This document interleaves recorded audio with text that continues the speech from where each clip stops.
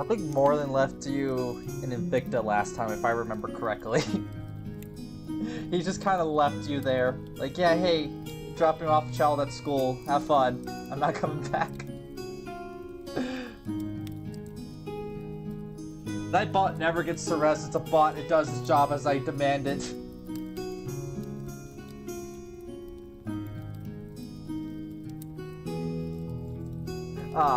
Ooh, I'm still waking up. Okay.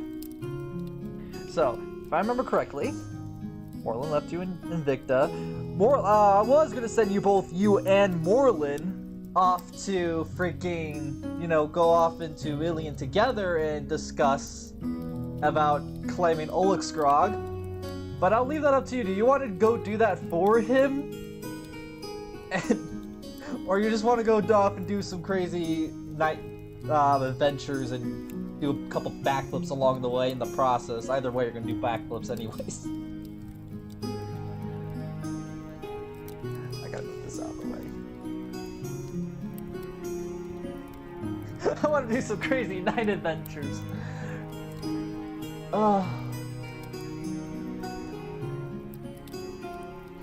Moreland can do the politics. Oh, okay.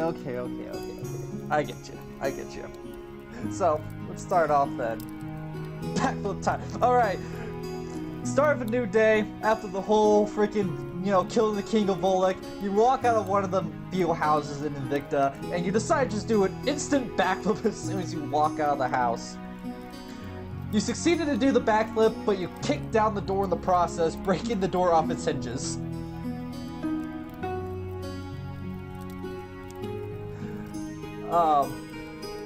That's fine. One of the villagers are just looking at you like, what? Why? You just pick it up off the floor, put it back, just balance it so it looks like it's just for the next person just to come by and open the door. Okay, yeah, we're just gonna have you do that. We're just gonna have you stick the door perfectly on his frame, balance it perfectly. And so the next person that comes along to open the door just falls over and they can get blamed for breaking the door.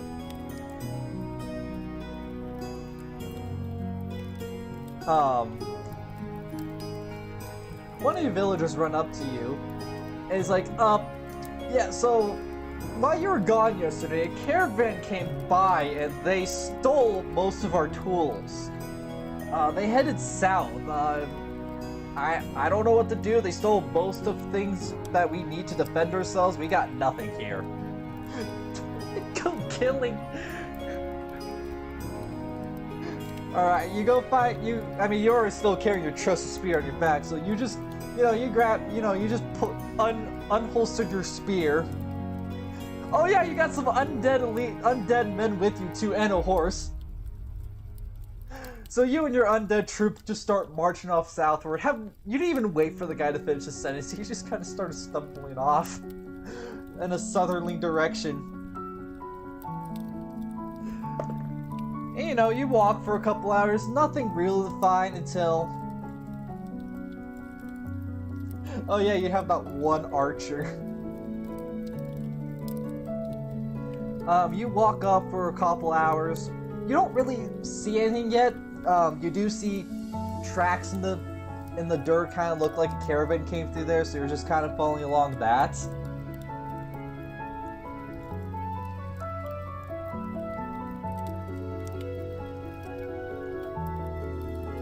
You're just holding the spear ready to throw at anyone that comes out of nowhere. Well, you're not gonna throw it, you're just gonna stab a person.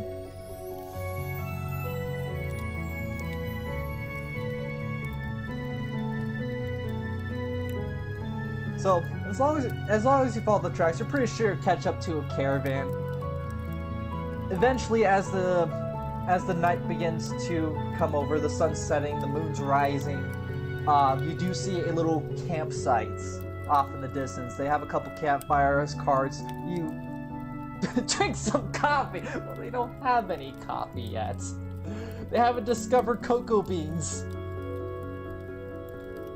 Or at least they use for cocoa beans. I'll invent coffee. You invent coffee here and there. Let me just travel all the way to the western, easternmost continent and just grab some cocoa beans and invent coffee. I wish for coffee. You don't have your wish yet. You'll have it soon, but not yet. I think you actually have it next week. Anyways, so you do see a campsite up ahead. Looks like a caravan as far as you can tell. So you go and, oh, you want to go slowly. So you hop off your horse and you kind of tell your undead to kind of sneak around and try to ambush them. And let's roll your stealth real quick. Okay, you managed to get you and your undead all in position, like along around the campsite. So far what you can see is that they're all together around the campfire. You can't tell if they have the tools that, your farmers described that they stole.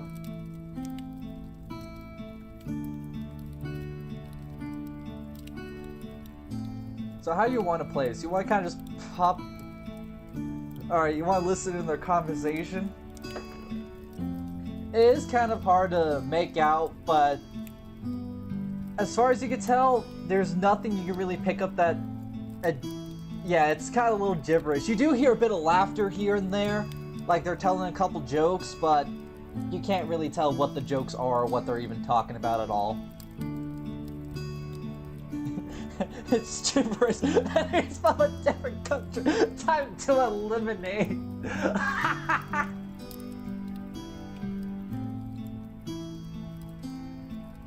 Hide the face.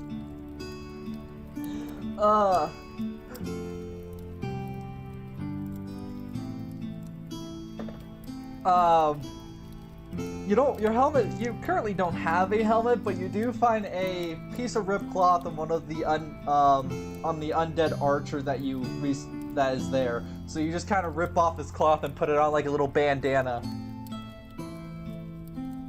Alright.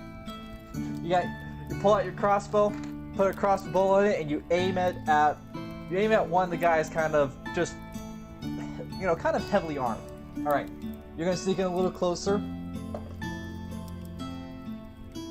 As you come out of the bush and sneak closer to the caravan, the campfire's light kind of illuminates you a little bit, and someone notices you and immediately jumps up and draws his sword.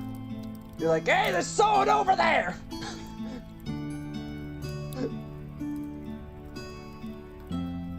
Okay, you want to shoot your crossbow? Them catching on you was kind of just out of nowhere. You shot your crossbow and you missed the shot, kind of just shooting right past their heads. I gotta change that to 17.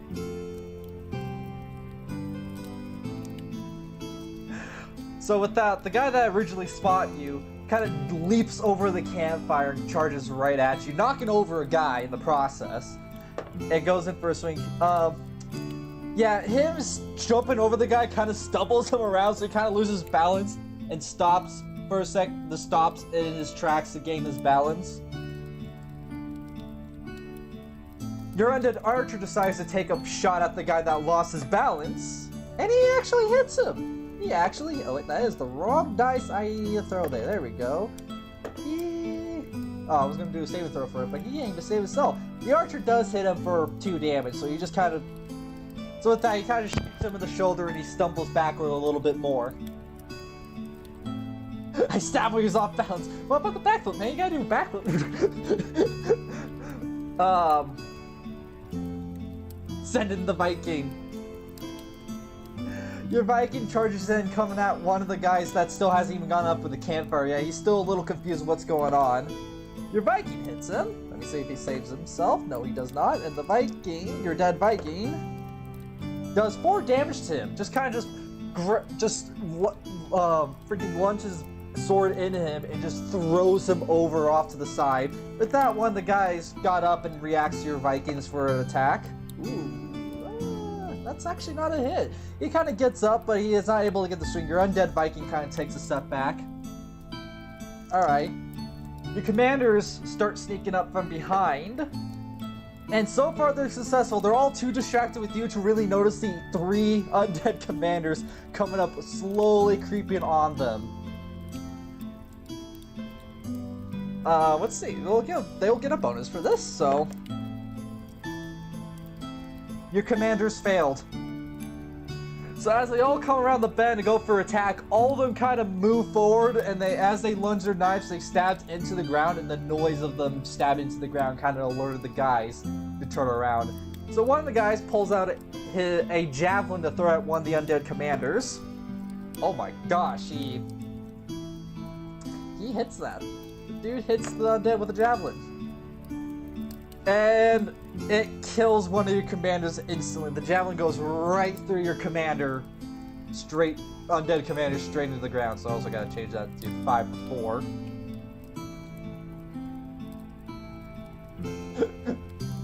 Motherfucker killed me dead, man.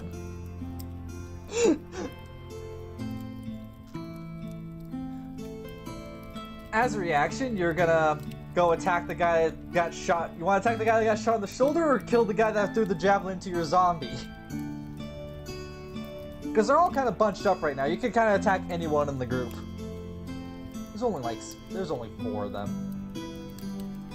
Actually, there's 5 of them. So I think the 5th one's still on the ground. All right. So you go in to attack him. Ooh, actually, you hit. See if he saves this real quick.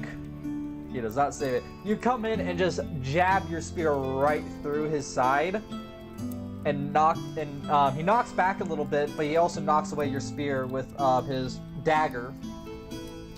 And you do 3 damage to him, so he's hurt. He is hurt. Not happy, but hurt.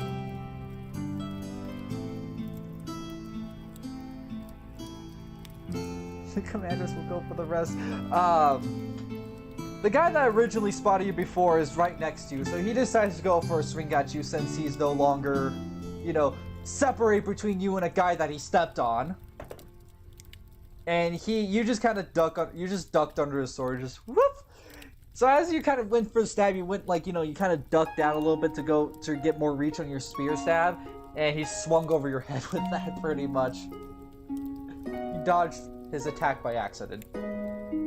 Kick him into the fire. Well, your skeleton archer goes for another shot at him. Goes for another arrow shot.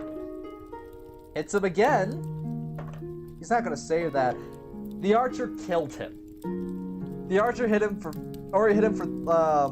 4 damage once, and hit him for another 5 damage. The archer just instantly killed him. The archer just pulled, as soon as he went for the swing, the archer released the arrow, hit in the back of his skull, dropped him straight to the ground next to you.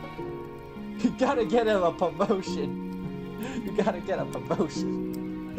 Promoted undead. Actually, you could. So, actually, now after this fight, I'll probably tell you what we could do, and this actually just clicked in my head just now. So we'll do that. Level up the dead. The Viking is still kind of going on a rampage. He's got his, round shield and his sword ready to go. Now, he goes for one of the guys kind of facing towards the commanders, and it completely ignores the guy that he threw on the ground earlier. Oh, that's a hit. That is a hit. The guy can't save it, though. He does not save it. Oh my god. Okay, the Viking goes up behind another guy, stabs him in the leg, bringing him to the ground, and bonks him on the side of the shield, knocking him fully to the ground, doing 4 damage to him.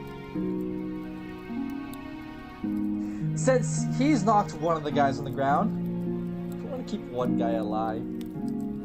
The guy that originally the Viking knocked down earlier gets back up on his feet and goes to attack your Viking from behind. Since it's from behind, it gets advantage. He doesn't even hit it anyway.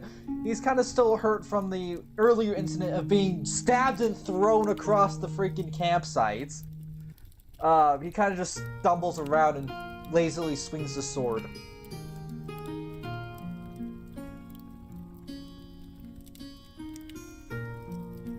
Your own the commanders have gone for the guys that one of your commanders goes for the javelin guy that you attacked earlier.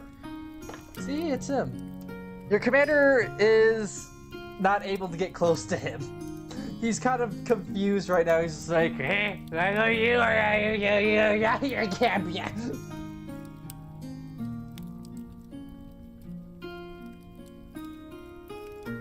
Alright. So, with that, you go for the javelin guy again, take another swing. Okay, you do hit. I'm gonna roll a saving throw for him.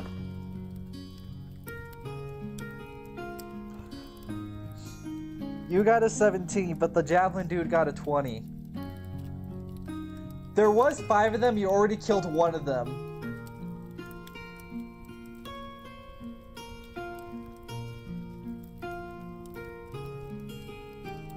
And I think your commander killed another one as well. No, wait, no, your commander didn't kill another one. No, there's just one dead, so there's still 4 of them standing, but 3 of them are hurt, and one's still kind of buggering off in the background for now. But here's the problem. No, he's just injured 2 guys so far. He hasn't killed anyone yet. The archer's the only one that's done any killing. And the javelin guy, he did kill one of your undead guys. Okay, anyways. So I rolled a 17, but the guy did a saving throw of 20, so he's gonna do a counteract. So as you go for another stab with the spear, he uses his dagger to knock your spear on the side and uses an extra javelin to throw into you. I know, calm tavern music as the fight's going on right now. Just imagine just a whole fight scene with the most calming music. Anyways, he throws the javelin quickly at you and hits you in the shoulder. It doesn't like stick in you, it just kind of just skim right across your shoulder, but still it does 3 damage to you. I gotta go up here.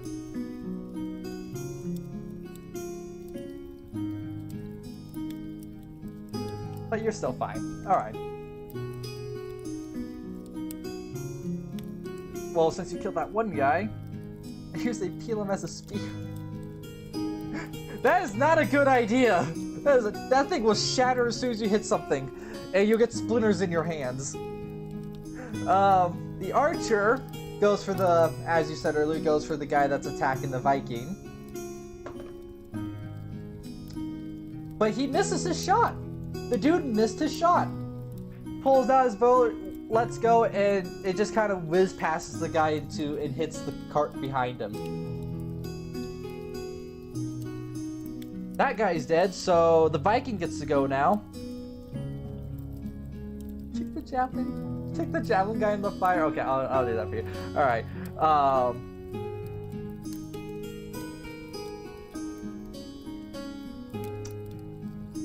Okay, the Viking turns around to attack the guy that's out up again and attacking him. And the Viking does miss a swing. He didn't understand the concept that you need to turn your legs with your body, so you just kind of turn around and start swinging his swords backwards. Which is not going anywhere for him.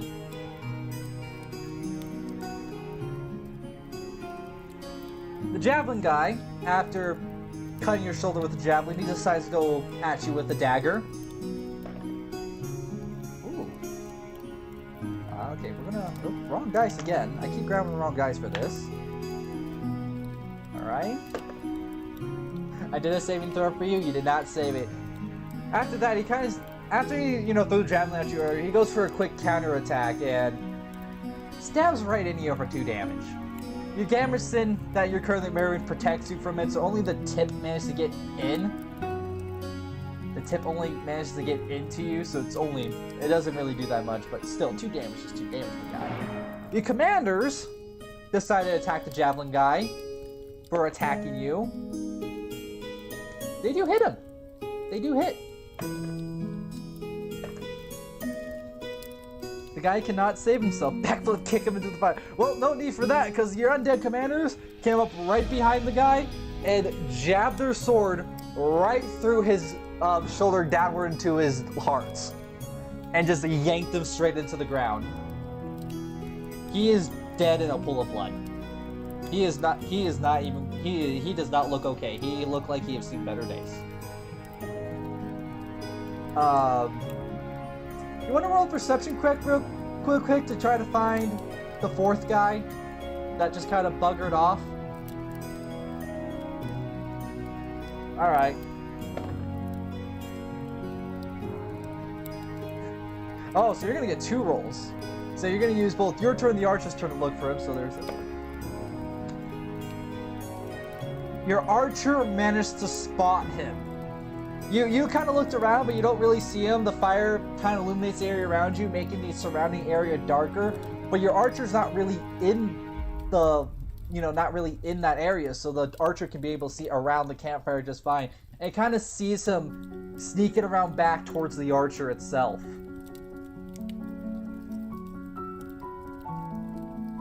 With that, the Viking kind of goes off to counteract the dude sneaking off the archer. The archer just kind of alerts the undead Viking going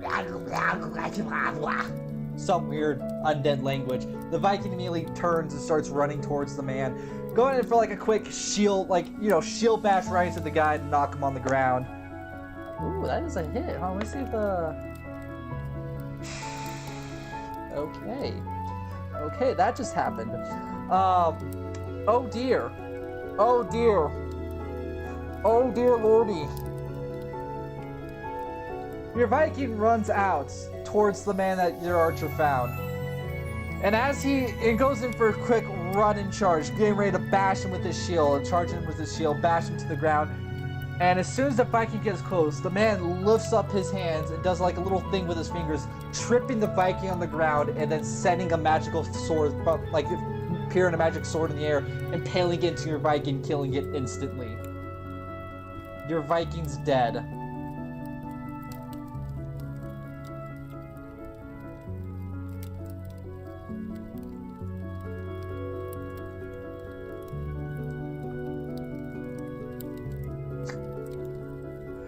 But now you know that the man that sneaked off is a damn mage.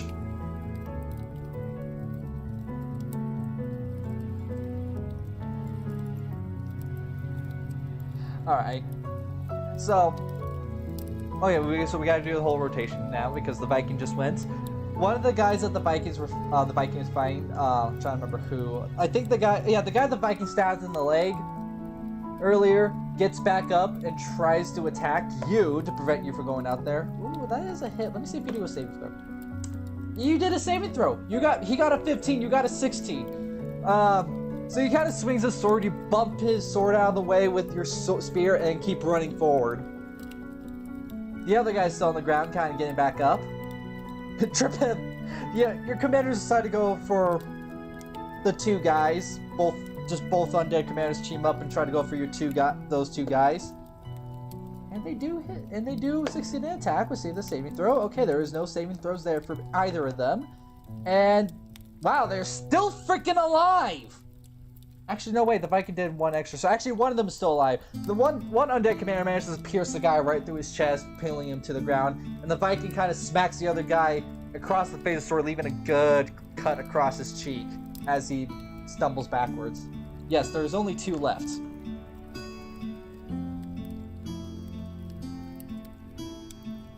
You run at the wizard, the mage that kills your Viking earlier. Spear ready, since you have increased range, you get more longer attack range. Alright. You're at the mage. Ooh, you do hit him. Let's see if he has a saving throw. He does not save it. Let's throw down your spear. You come in and you chop off his hand. You literally came in and chop off his hand for 4 damage.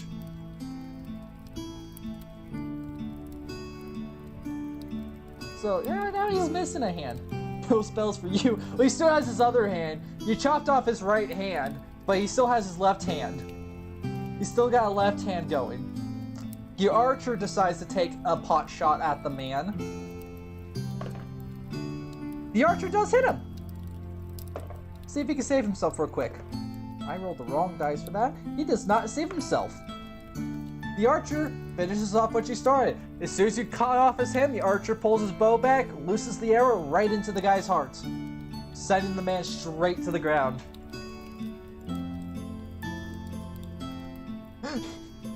Your skeleton archer is just killing everything. That leaves the one guy left. The guy... Get the archer a promotion. The commander, the guy comes back up. The last guy tries to fight off your commanders for killing his best friend. And completely fails at his attack. The command managed to kind of just parry off his attack. The commanders are aware of what you do, so the second commander comes around and tackles the guy, tries to tackle the guy to hold him hostage.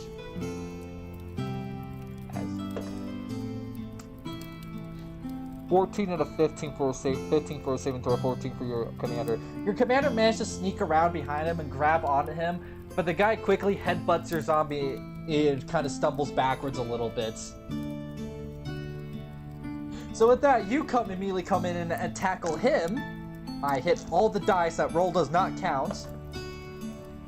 There is no even need to give him a saving throw. You immediately tackle him to the ground and put his hands behind his back to hold him down as you're just sitting on top of him. He is struggling. You are getting smothered a little bit of his blood because he's been stabbed, for crying out loud. But you managed to pin him down. And with that command, you rope him up. One of your zombies managed to find a rope, rips the rope off of one of the caravan carts and ties him up.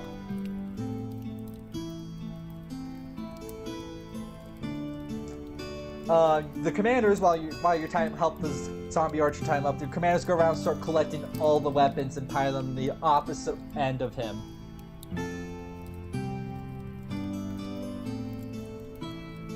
And you kind of put him against the wheel of one of the carts, so can't really try anything from there.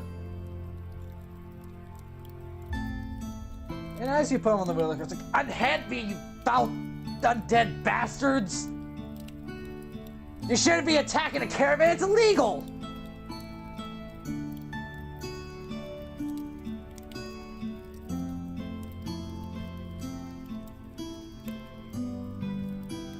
Let's roll intimidation on that one. He just gives you the same stare back. He just gives you a stare, just pure hatred.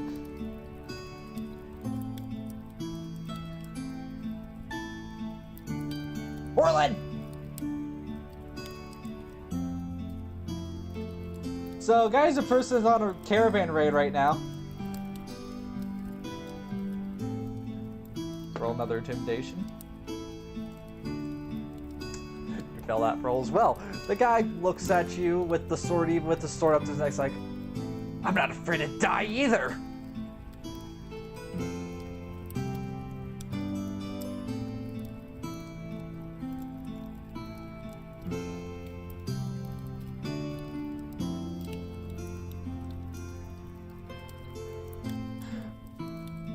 You didn't miss too much, so let me catch you up, Morlin. A caravan that went through Invicta while you guys were off fighting Volek stole all their tools and their weapons. They just kind of stole it all and left. Guy who's a person right now is kind of Chats is hunting them down right now, and he's caught up to them. All right, you stab him in the leg. Oh wow, you actually hurt him pretty badly. I'm just gonna debug some damage. Good idea, chat. He screams in pain, just if I wasn't dying here, I'd stab you myself. Oh, so you kind of grab him by the back of his Gamberson and put his face close to the fire.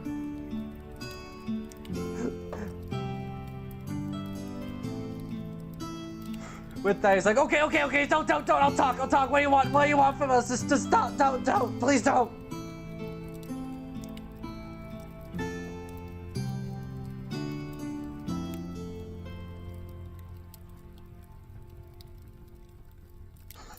We don't follow by their thinking law, we follow Roman law.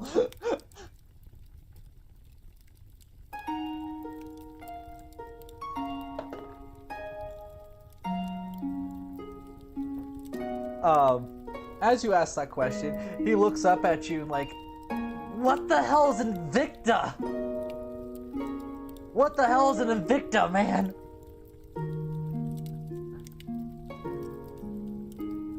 We came from south. We're going northward now. Oh god, you throw him straight in the fire, which sets him ablaze, burning him alive. Since he can't really do much, he just starts rolling around in the fire trying to put out the fire, but your commanders kind of just keep kicking him back into the fire, make sure he burns alive.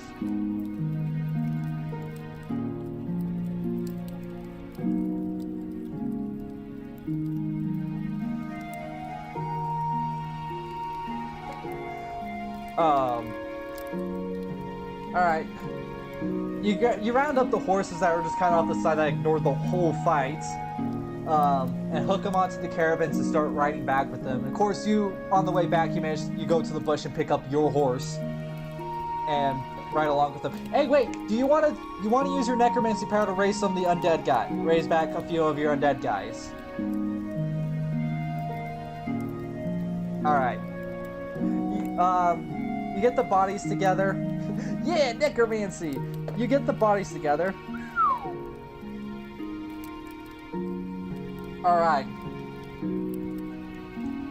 Since, at your current level, you only have 5 undead guys, but you get the 2 most powerful guys there of that caravan group. Okay, I was gonna talk about that after the battle. So, sadly, you cannot level him up, but I was gonna do is that I was gonna make a character sheet for you and your undead guys that you could manage their equipment, so you could equip them with random objects.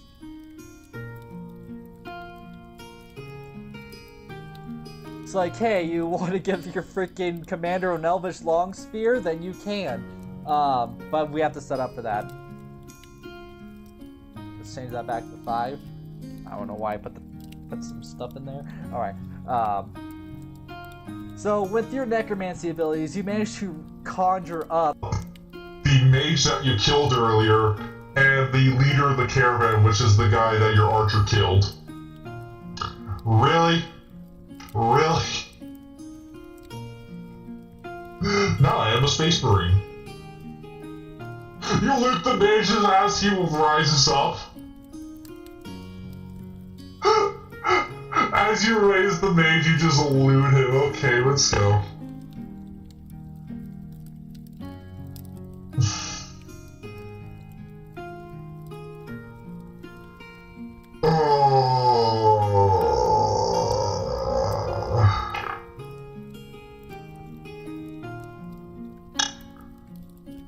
So, as you went to loot the mage, you did find a spell book.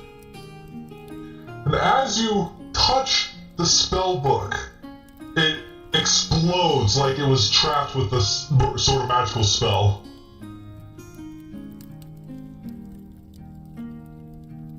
Alright. Motherfucker. The mage was well prepared for this before you killed him, and his book exploded. Let's do a saving throw for you. You could not save yourself. So as the book kind of explodes and the pages fly at you, lightning kind of erupts around you, shocking you with lightning, burning most of the pages off. Doing 4 damage to you.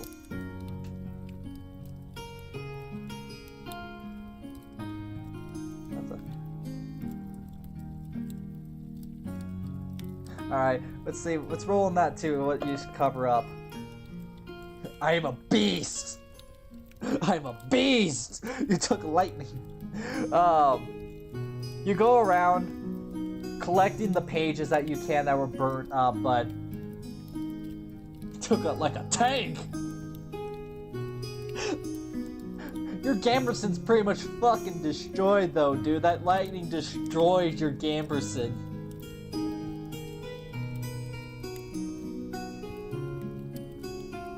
Speaking of which, you probably should take it off. Your Gamberson's on fire now from that electric shock. You grab all the pages and there's not enough to really make up anything at all. You don't know where the pages go where, and even what's little left of the pages are just half of letters. There's really nothing to go off here on the book.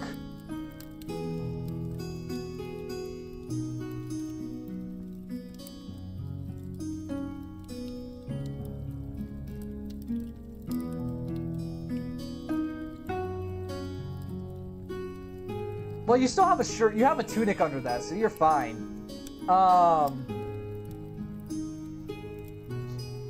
One of the guys that you... Well, I was gonna say, the guy that you did... One of the guys that you killed does have gambeson that you can wear, but you did throw him into the fire. There is a dead guy with chainmail you can steal from. You can put on some chainmail. If you want to steal that guy's chainmail. Alright. You don't want the bodies. Grab the chainmail. You have a little bit of difficult putting on the chainmail. Oh, god damn it. You do have a bit of difficult putting on the chainmail, but you get it on eventually.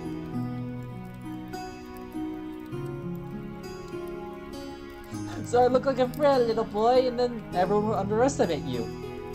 A frail little boy with 5 the undead mage and an undead caravan leader following you around. Caravan leader is also wearing chainmail, but he has a great sword, so it's fine. You got the best of the dead guys that were around. Cover them up with cloaks or something. You're undead boys, or your freaking or your chainmail.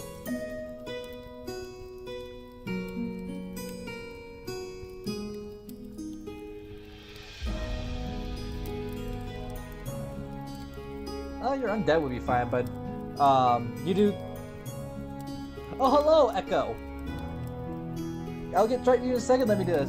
You, scourge around the caravan. Surprised and confident when he's in social... Ooh, okay. You go around the caravan carts and pull out some cloaks and stuff like that to put them on the undead troops that you got now. So all your undead guys are wearing like little cloaks, kind of cover them up. So at first glance, you wouldn't tell they're undead. Hop on your horse, have your caravan guys lead them off back to Invicta.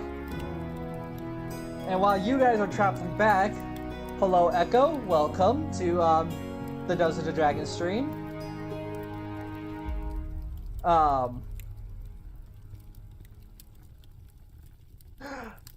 I am sorry, I'm just still laughing at what freaking Moreland said. Every Thursday we do a D&D session for our grand fantastical adventure. Let me pop up the map real quick to give you an idea where we're at. I should probably also turn on the settings to turn on the mouse cursor.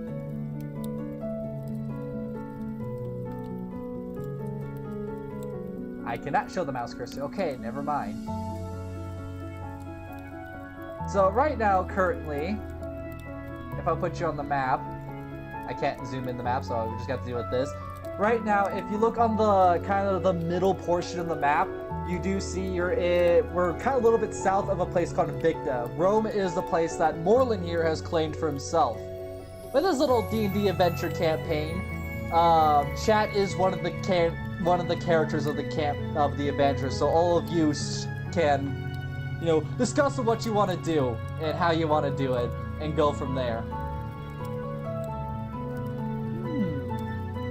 Moreland has his own character sheets that we set up for him after the first stream. So he's kind of like, he joins in the Discord when he's able to play, and we go from there. Right now, some political stuff is going on with him and a bunch of other people, but he's not here to do that.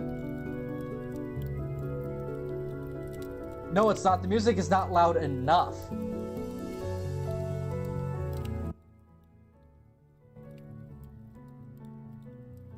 The music ain't loud enough.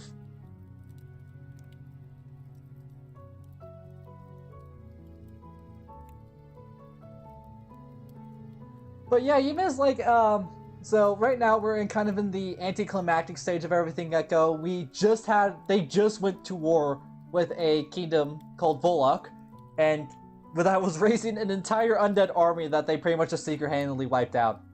pretty much.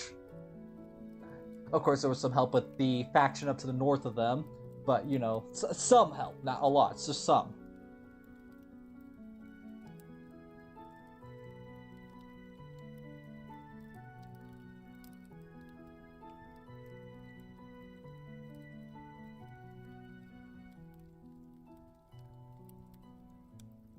Kind of left behind. I try to get back to both of you as much as possible. Try to balance it out. Easy. Alright, so let's get back to Sir Chat here.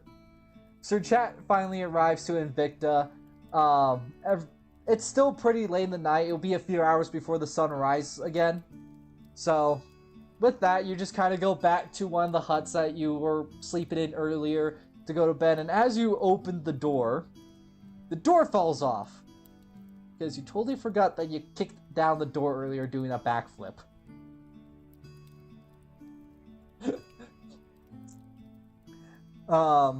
Okay, let's get to that. So after you go inside, you kind of unload some stuff that you kind of like, you know, put down your weapons and stuff like that to relax a little bit. You still have your short sword on you. Walk outside to loot the caravans. You do find tools, but you're pretty sure you're not the tools that your men were the people that were stolen from your people. You find all kinds of building supplies in there, tools, weapons, some farming equipment. A bit more chainmail in there. Hopefully not 100 gold worth of food. No, it's 200 gold worth of food. I'm joking.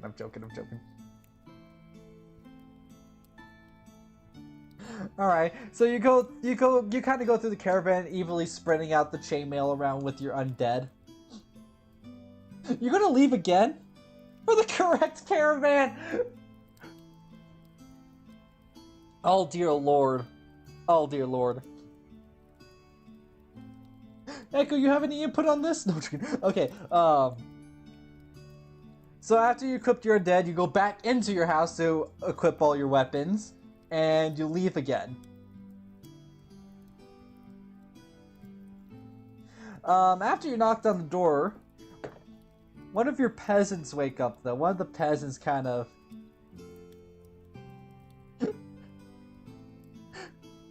waking up to all the ruckus you're making. This will destroy the economy! Not the economy!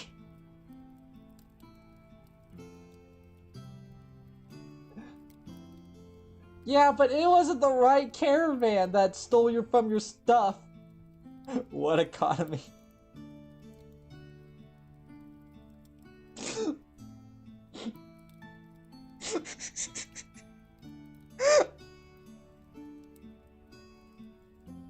We will be the economy! Guy is the person that has the best freaking comments. We will train up the merchants that we need. Or something. You handle all the political stuff, Moreland. You handle all the political stuff. Chat just kind of does the murdering. I gotta underline.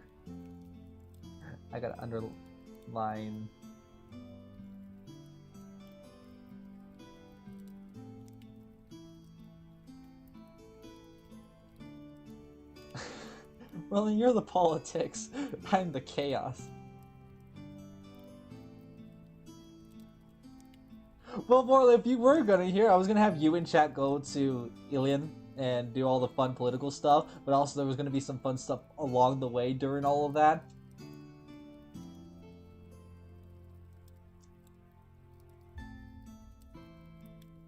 Alright, with that again, you leave Invicta back southward to look for the caravan. Kind of going along the same road that you were going along earlier. Oh, you left the caravan back at Invicta. I just saw you left the caravan back at Invicta.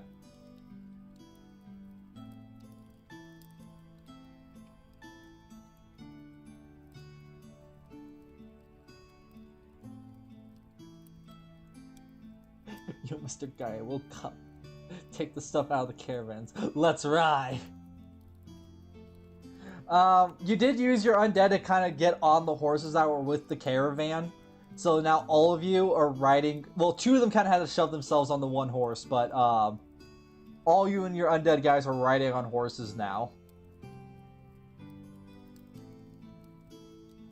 And as you ride, yeah! As you ride off back southward, you push a little farther south than normal, and you do find two trails that split off from eventually on the path. You're kind of in the middle between the two trails. A little bit up north from you is a trail that kind of goes off a westernly south direction, and the second trail goes off an easterly north direction.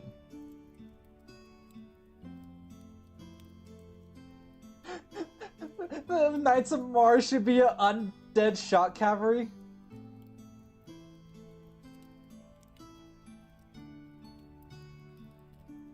Well, here's the problem with that, because you have 5 undead, you only have 4 horses. You and the archer are on 1 horse. Oh, I mean, you could just send 2 of them off. Okay, yeah. So both of them ride off. Alright, both of them ride off down each path. Your 2 commanders are riding on 1 horse, so they kind of take the western south pass as the mage that you summoned up takes the western northern pass. I haven't eaten a ration. Yeah, you haven't eaten quite a bit, so yeah, we'll give you a ration.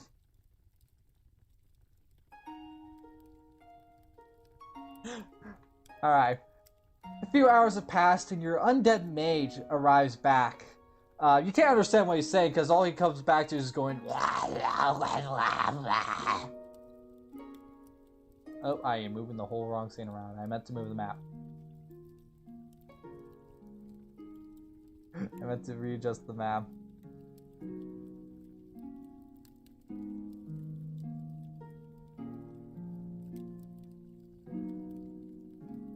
Draw a picture or write. I can't understand zombie.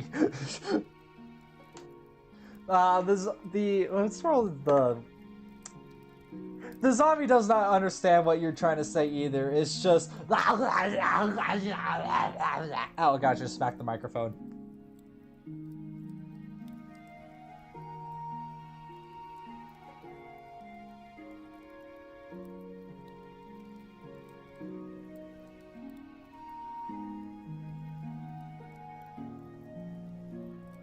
Alright, you turn your horse and start riding up the passage that you sent up the mage, and you come up to a small little farmland. They got a couple farm animals there.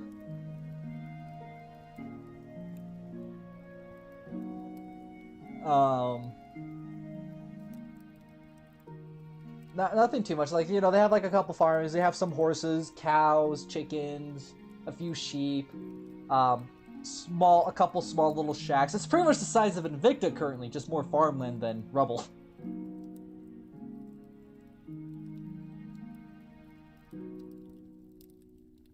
I'll go at,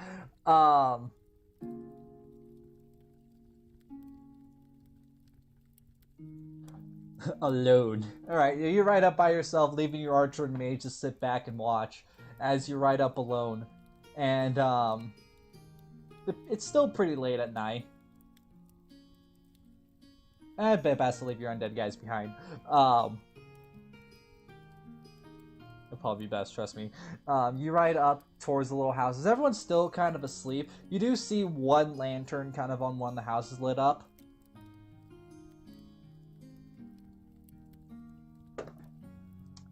You do look around, though. You don't really see nothing out of the ordinary. So with that, you kind of ride up closer, hop off your horse, and you knock on the door with the lantern. Really? Really? Just, interesting. It's a couple minutes, but you do hear shuffling around in the house, and a door opens, and a dwarf, and it's a dwarf that answers the door. He rubs his eye and goes, "What is it? It's late at night. Can I help you?"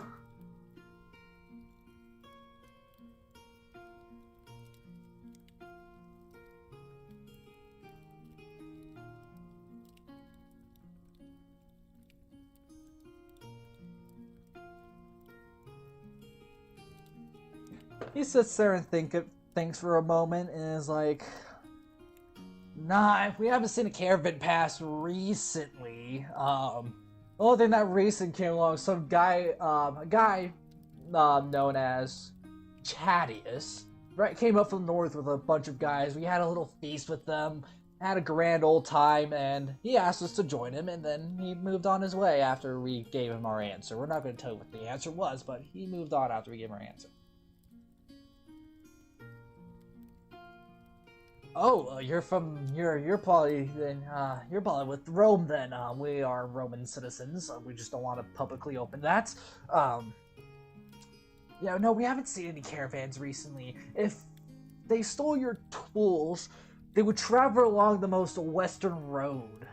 Bandits usually patrol along there to get a toll off of caravans. If they stole anything, they'll probably be using those tools as a bargaining tool to pass through their lands."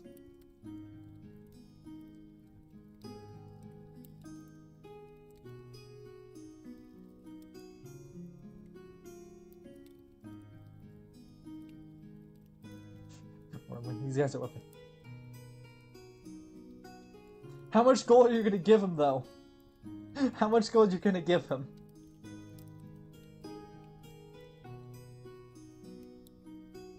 "We need to know!"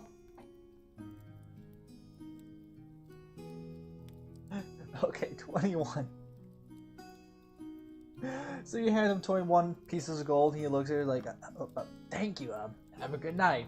Kind of slowly closes the door not to wake anyone else up, and you quickly hop back on your horse and ride off.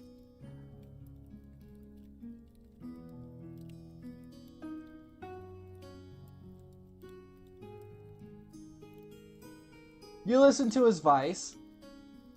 Are you sure?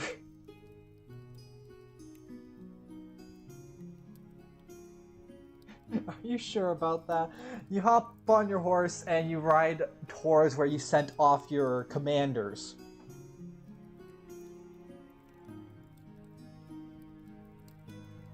And as you ride up the road, you begin to see a light off in the distance. That little pathway that you sent off your commanders as a scout, you begin to see like a little light off in the distance.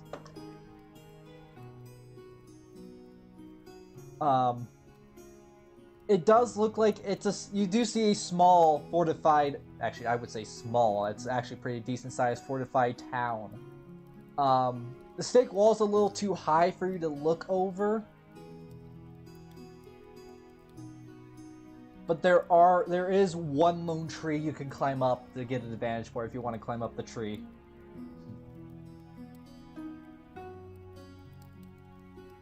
Well, now Morlin, Chad now has an undead mage following him around that instantly KO'd one of his dudes. Like, just instantly.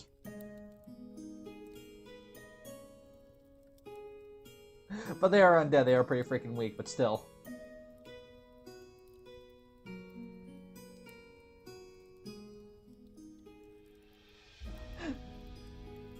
Alright, you climb the tree with roll your strength real quick.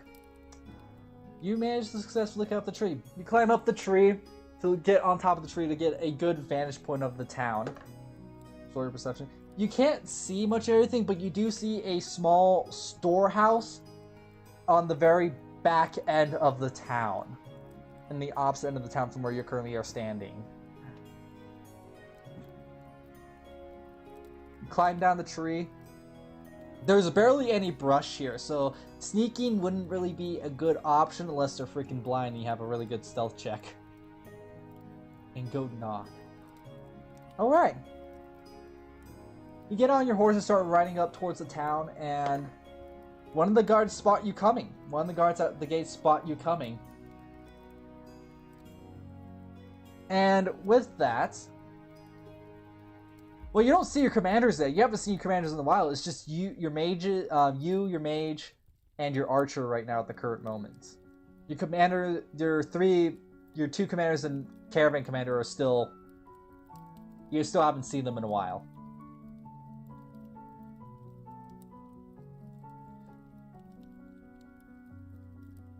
No, Morlin. He's not by that town. He's not by that town. He is closer to the south. That little T intersection below the castle. He's way far south. He's closer to Titchog and Orlix than anything. He's closer to Orlix and Titchog.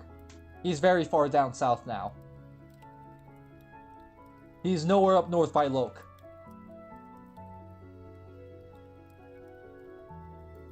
So he's way out of Roman territory. He is not in Roman territory. I need to make a red dot, huh? I'm gonna make a quick red dot. And then just move that around.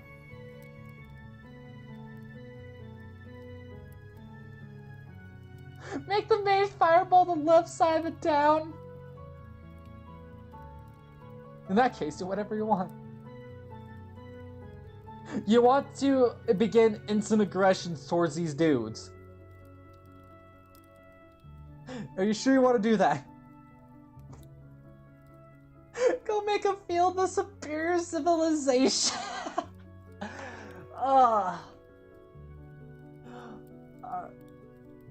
Not so sure anymore. I mean, you do what you want. I'm just making sure that's what you want to do and be final about it. Before I start throwing dice out there.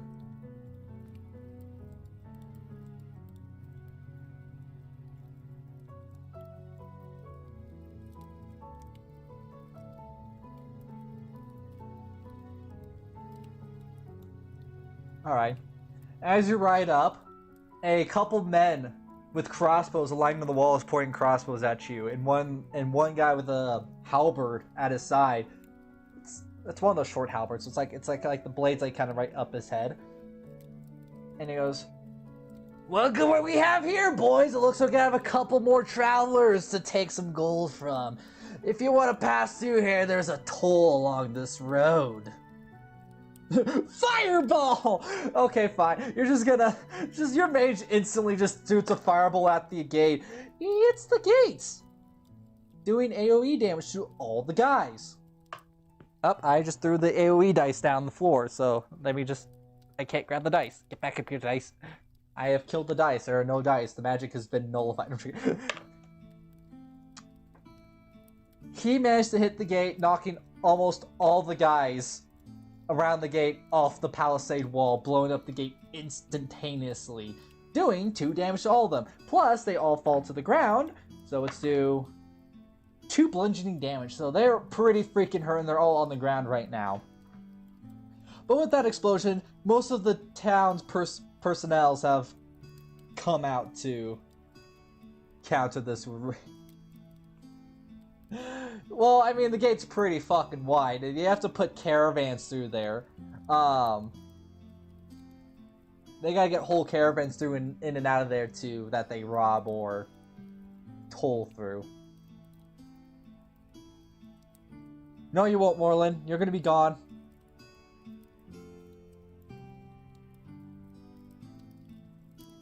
Charge in!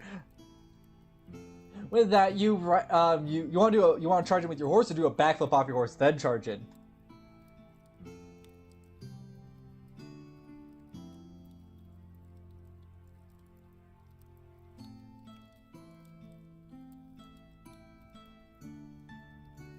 I'm actually charging with your horse, and then you're probably gonna do a backflip off of it into people. Front flip while charging with the horse. Okay, so you're riding with your horse straight into the camp. You do a front flip off of it. To realize that was a really dumb mistake, because as soon as you did a front flip off your horse, you get trampled by your own horse.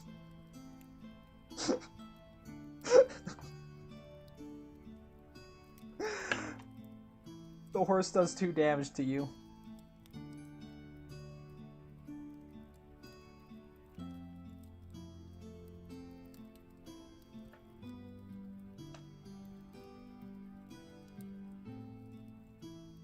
I'll go stab the guys.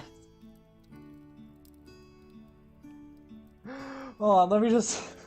You front flipped in front of your horse and got trampled by it. That was actually kind of hilarious.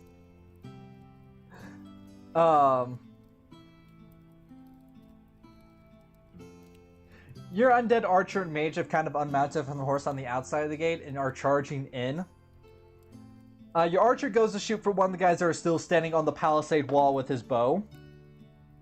And hits the palisade wall. He's kind of a little too close to really get a good sight on it, so he kind of shoots the arrow and hits like the top of the palisade wall. Your mage goes in, however, and starts just illuminates some swords in the air, launches them out at as a group of dudes are approaching you as you get trampled by your horse. He does hit them, doing 3 damage to all 4 of them, and knocking them all onto the ground as well.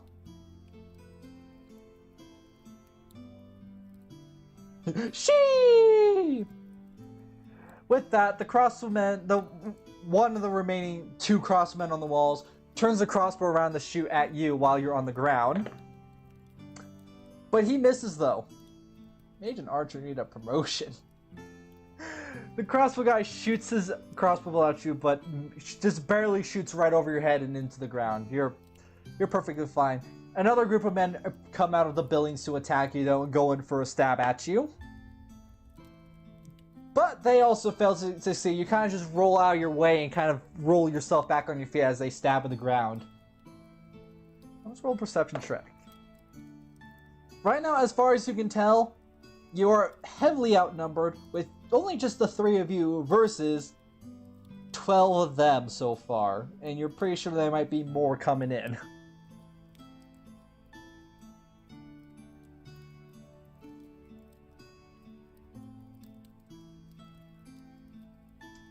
Let's roll on that as well.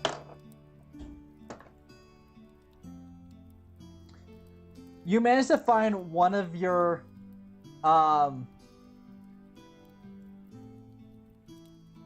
you do manage to find one of your commanders, and he is alive. Well, quote unquote alive, but they strung him up to a pole.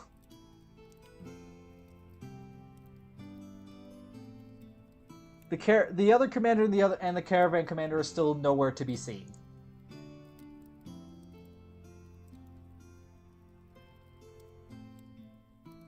Alright. Well, after that whole rotation, it is back to your turn, so you can attack a couple people, then he'll go for the archer, and then he'll go for the mage.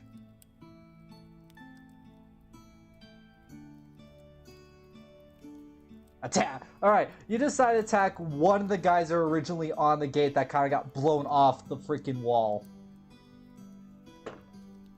And you killed him. You just killed him. I don't even need to roll damage. He's already low on health. You just run up and stab him right through the face. That is one of the few crossbowmen down. Your archer heard what you said to go for the commander on the rope, so he aims and takes fire at the rope, and he hits the rope. And in fact, more guards of the town begin to show up by the undead thing, but the thing is, the ropes are he's being held up by a stack of a pallet of boxes. So as soon as your archer kind of shoots the rope, it yanks the pallet of boxes up, hits the boxes, hit the top, and all the boxes topple on top of the dudes. So the reinforcements completely get crushed by a bunch of boxes, which they do 4 bludgeoning damage to all of them.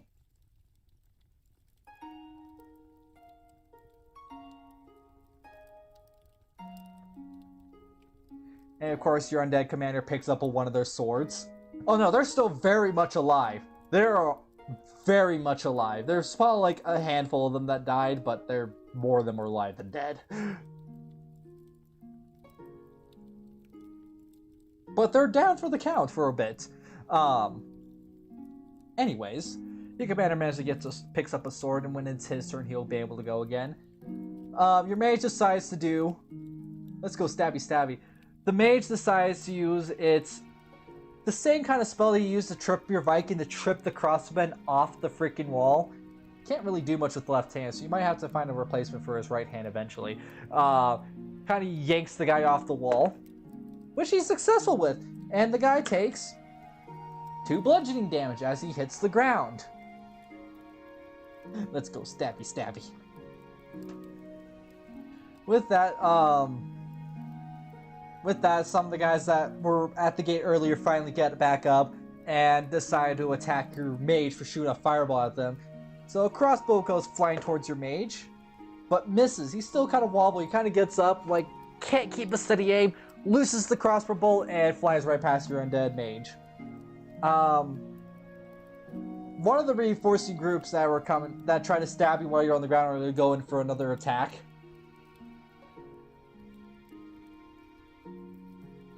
Yeah, you have more protection, so you'll get less damage based on the weapon. So, like, if it's a regular sword, you're probably gonna get a little bit of bludgeoning damage. That's what it is. Even like the damage that you gain will be considered bludgeoning damage because it's gonna hurt. It's chainmail. It's not gonna take the impact really well.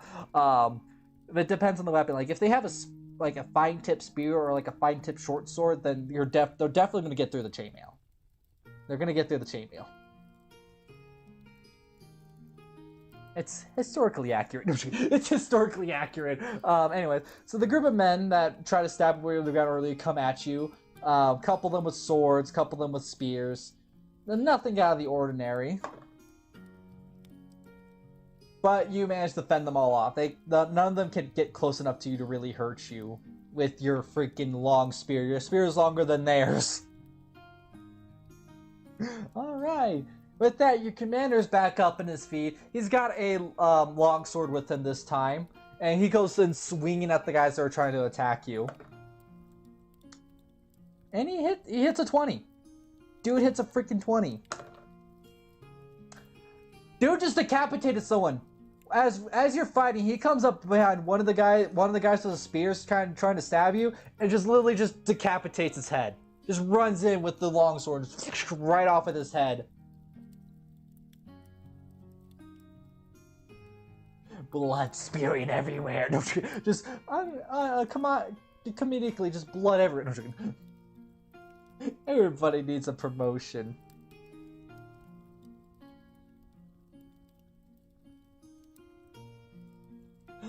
Now it's back to your turn. I'm also gonna roll something for the next turn. All right. Spear and intimidate. All right. So you're gonna stab one of the guys and try to intimidate everyone. Which you freaking do. You immediately stab into him, and that's not really high damage, but you hurt him pretty bad. You stab right into him. You kind of stab into him and throw him off into the ground. I'm scary. But no one seems to be intimidated by you. They still believe they outnumber you and they'll still succeed. I'm scary. Rrr. Scary. Rrr. They still believe they outnumber you. And the guys in that the crates kind of drop on, most of them do get back up at this point. You can, but you already used up your turn, so you're gonna have to wait until your next turn to kind of fly them all with light. But you gotta remember too, you do have your undead commander with him, which would surely he will be killed by the light spell.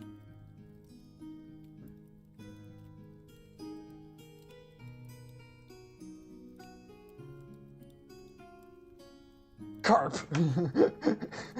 Instead of crap is carp. Well, you could do it. The guys are at the crates in the back as they're getting up and blind them for an extra turn, so you know. So they can't really do much.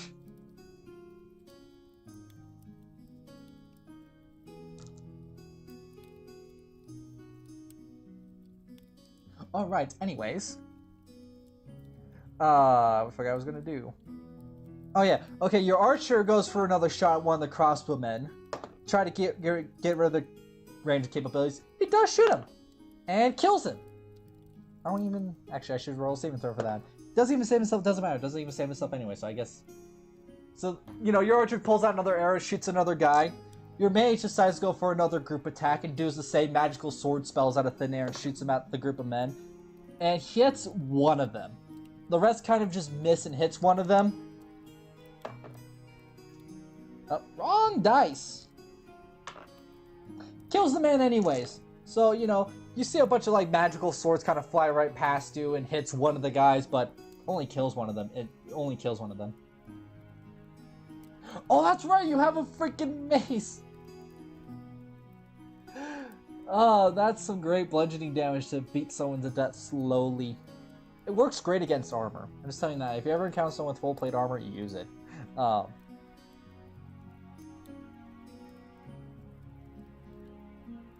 Alright. The group of men at the boxes are finally up and they kind of start regrouping. I'm a walking arbor. I know, you're pretty much freaking heavily weighed down at this rate. But anyways, like the group of men come out of the crates and regroup themselves, kind of get their bearings back in and start making their way towards you. So next turn they should be on your list. You blind them, which you're probably gonna blind the next turn on your next turn. That's built by muscles. I mean, you do have a high strength. You do have high strength, so it doesn't really matter. Anyways, the crossbowmen, they're originally by the gate, go for another pot shot at you. But they still miss. They miss. They miss their shot. It kind of whizzes right past you into one of the buildings nearby.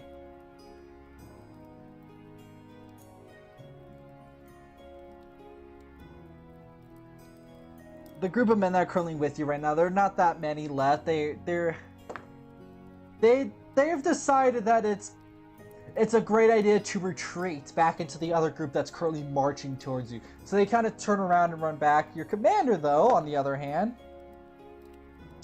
wasn't able to get well. They all kind of just push him around, bump him around a little bit, and he kind of stumbles around. But he's still on his feet, and they manage to make it to the group that's reinforcing them as a one big blob. And as for your turn, you cast. The group will be the target. So as your turn, you will use a light spell on the giant-ass group coming towards you. The spell is successful. You have blinded all of them. You have blinded all of them. Your archer goes for the halberd guy that was originally on the gate. Hits him again. And kills him. Freaking pulls out another arrow, shoots the halberd guy as he's, you know, as he gets up back on his feet, gets back on the feet, just immediately gets an arrow straight to the skull. Your mage does a fireball spell on all those men over there. Oh, crap. The fireball misses and hits a house nearby them, setting the house, exploding the house, setting the house ablaze, setting a couple other nearby buildings on fire.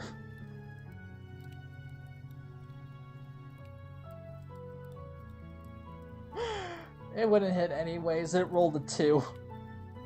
Your zombie rolled a 2.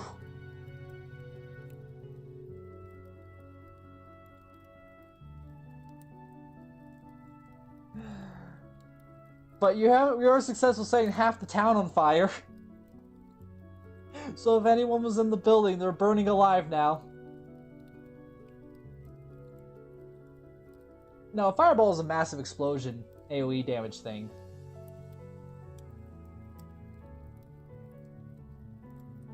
You can do a saving throw with a fireball, but they're all blinded. They wouldn't get saving throws. If the fireball hit them, they wouldn't be any saving throws since they're all blinded. They wouldn't see the fireball coming.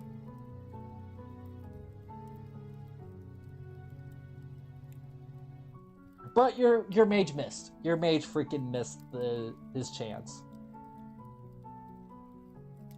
But with all of them blinded, your commander decides to stay back and go for the men by the gate because, well, there's a light spell over there. He will die. So it goes for one of the few remaining guys at the gate. And he also hits that too. I threw the dice off the table. Go stab him.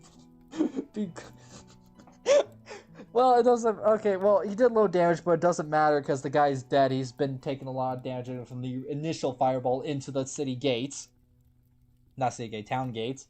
So he's dead too, leaving a couple crossbowmen there. The crossbowmen, they probably should decide to retreat. Now it's back to you.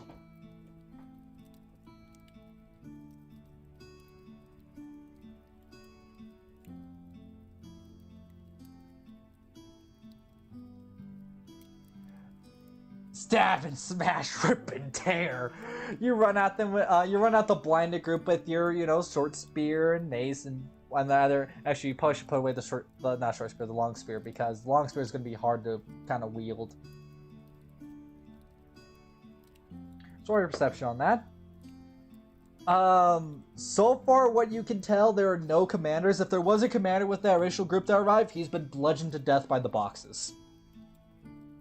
He's been bludgeoned to death. Smash! Alright, you go after one of the guys in the group and you start swinging your weapon, and you do hit him too! What the hell is up with these rolls? You killed the man. I rolled the wrong dice, but doesn't matter, you killed the man anyways.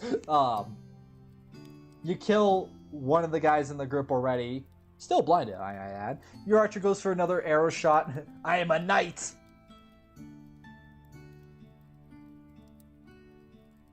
What's up with these rolls? I know, it's like just some days I'm doing like really good rolls and other days I just have terrible rolls. And then other days it's just 50-50, but it's mainly one-sided. It's my skills. You put all your stats in luck, which just move all your stats over. Anyways, your archer goes for a shot at one of the blinded men. He misses his shots. Sadly, he does not hit his shots. Your mage decides to trip all the guys over with another of his spells, and he trips all of them onto the ground. All the guys that are blind just get tripped right onto the ground. No promotion for you if you miss. Damn it, Griff! We just named the zombie archer Griff. Who bullied the zombie archer.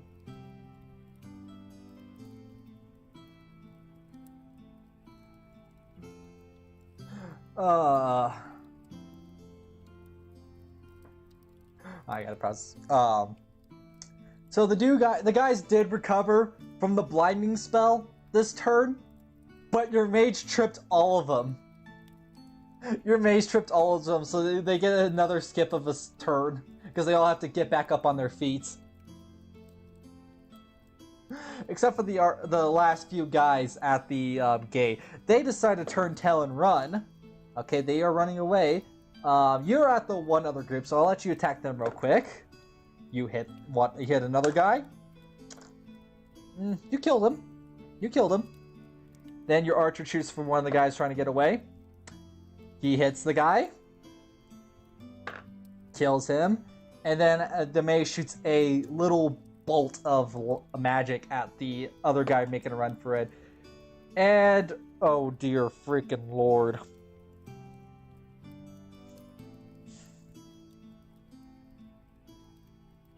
The mages miss his shots. Yeah, magic missile.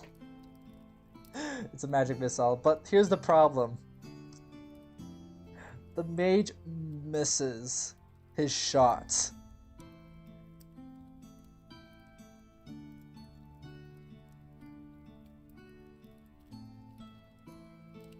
He rolled a 1, so he kind of misinterpreted his target. He misinterpreted his target, so when he cast the magic missile spell, it went straight towards you.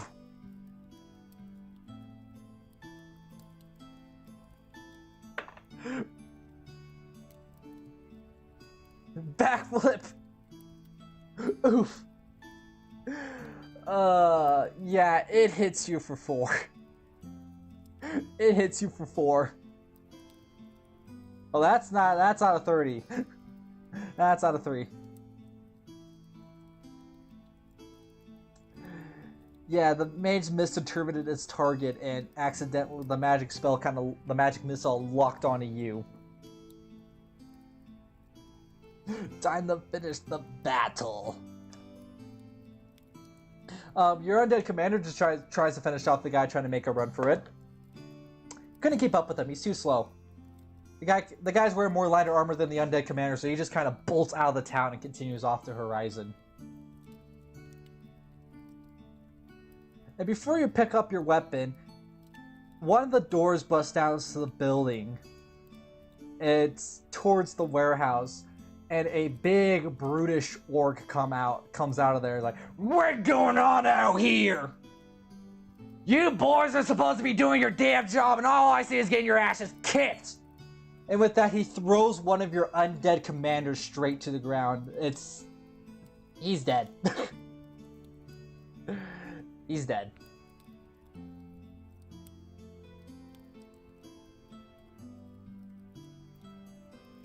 Fireball in.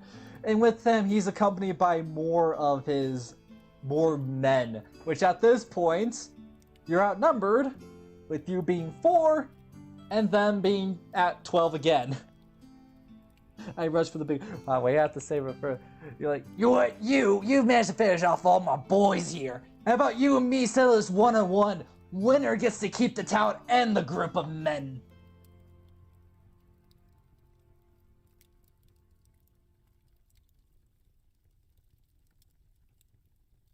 I've had a good fight in ages.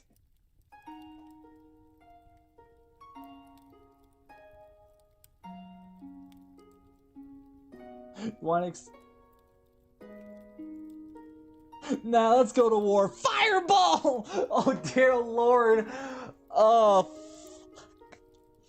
Alright. Your mage casts a fireball towards the orc and his men. It hits, doing 5 damage to everyone. Well, actually, yeah. It does 5 damage to all of them, and sets them all on fire.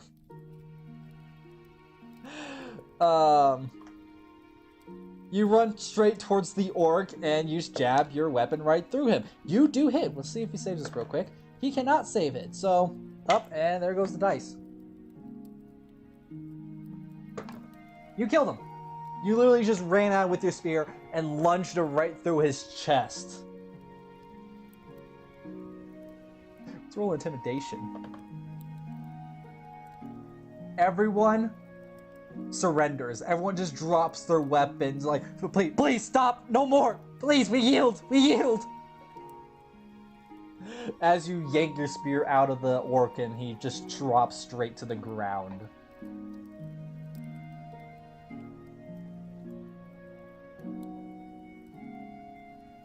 The group that originally came with the orc are kind of on fire right now and are rolling to put themselves out, but they have dropped their weapons. There's a few guys back where the crates originally dropped on them that you're fighting off, that you're blinded with your light spell.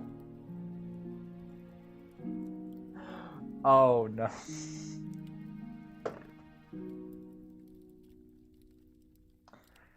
You go up to the orc and start casting your magic to revive him, but the orc won't budge. And then you realize that you fumbled your magic spell. You fumbled your revive. You fumbled your resurrection.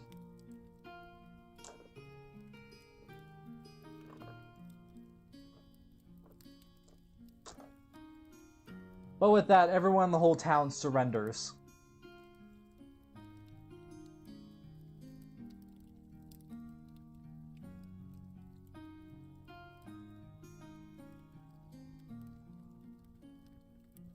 They all look at each other. If it doesn't lead to us, you killing us all, we all choose it.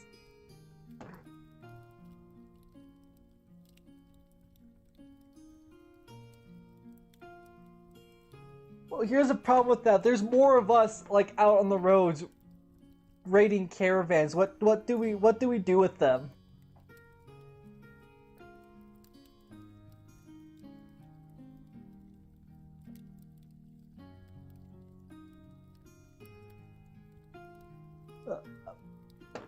All right, we'll see if they cooperate.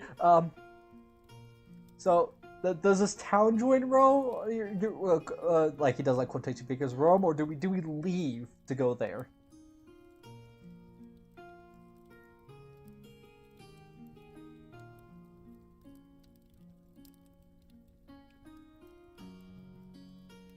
This town is quite fortified, actually. You did blow up the gate, though. You did blow up one of the 2 gates, but... Actually, one of the 4 gates. But it is quite fortified. So you can either take them all back to Invicta with you in Rome, or you can have them stay here.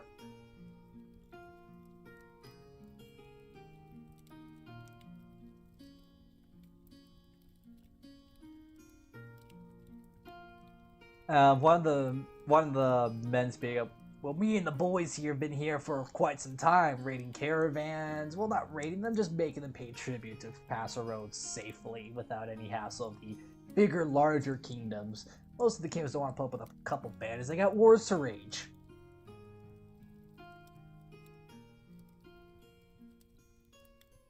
But those that don't pay the toll kind of go missing.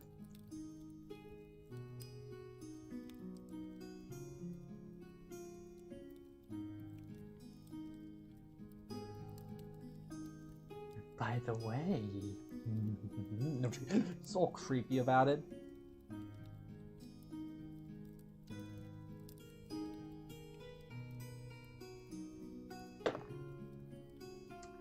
They all look around.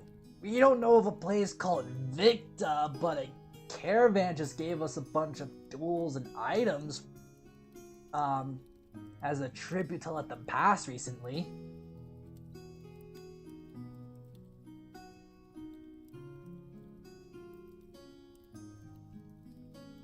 Well, there's a lot of towns up north, but we got in the warehouse right now where our old chieftain came out of before you stabbed him.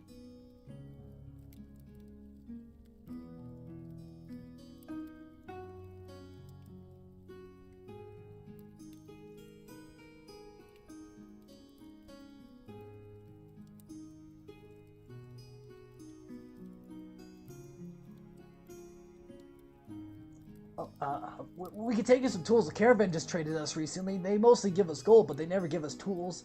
We'll take you there now.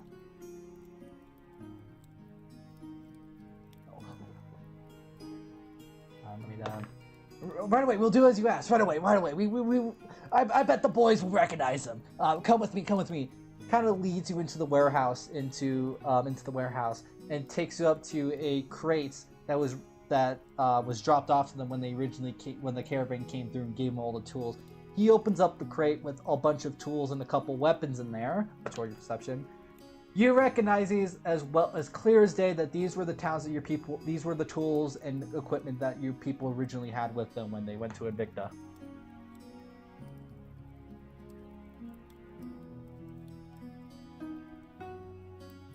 Oh, we can hook you up with one of the caravans that we had to make missing. We got some carriages and a horse that you can use to get back. We can load this up right for you right away, boss.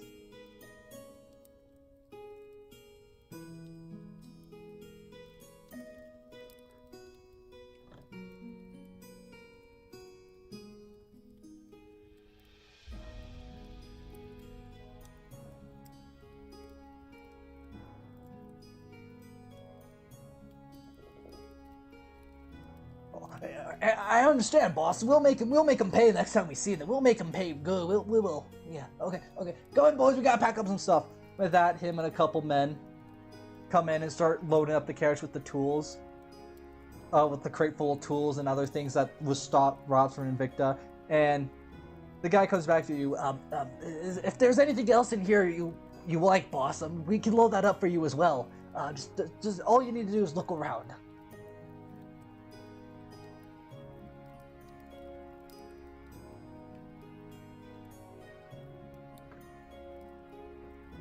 Alright. So you decide to look around, see if you can find anything.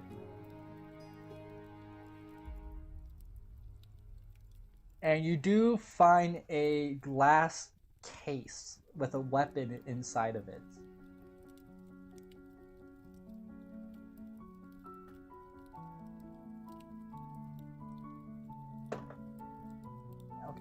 Okay.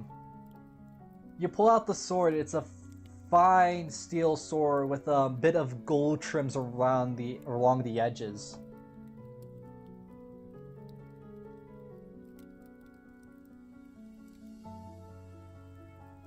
You open the box and take the sword, and as you take the sword, one of the guys notices you take the sword. And he looks at it like, oh, that's a fine sword there. We've never seen anything quite like it before.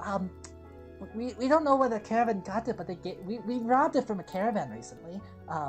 It's been here for about a month just sitting in storage. We don't know what to do with it. We haven't even bothered trying to use it. We don't know what it does. Let's roll your intelligence on that one.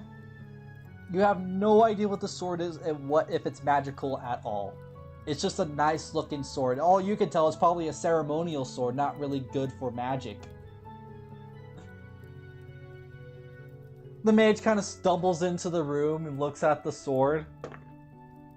The mage just starts going.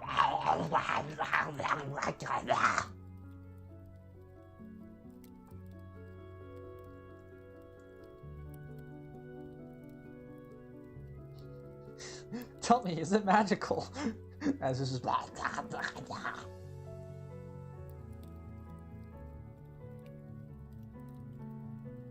The zombie looks over at you, looks back at the sword, looks back at you.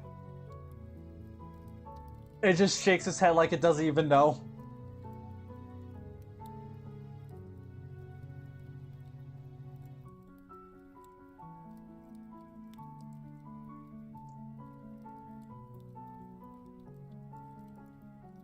It's just alright.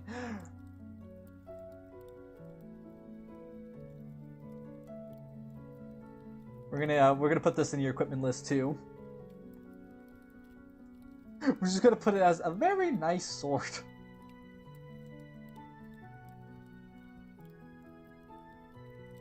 Before that, bury that in respect of fucking course. You order the bandits, we'll just call them bandits. You order the people of the town to start helping you bury the dead. You kind of go outside, dig up some graves, and you bury all of them. It does take you kind of a few hours. The sun's beginning to rise. A couple other people in the town have put out the fires in the town to keep it from burning down the whole place. It is a dry land after all. It's very easy for everything to burn down. But with that, the caravan's ready to go. You hop on your horse. Your undead guys hop on the horse, and you start riding off on the caravan. And along up the road, you see your undead caravan leader just kind of walking down the road towards you.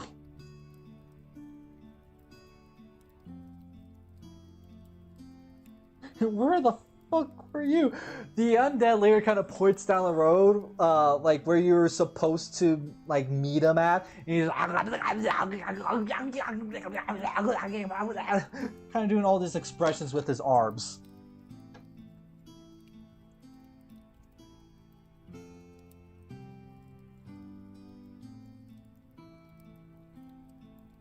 But he hops on the caravan with you, and you ride off back towards an Invicta.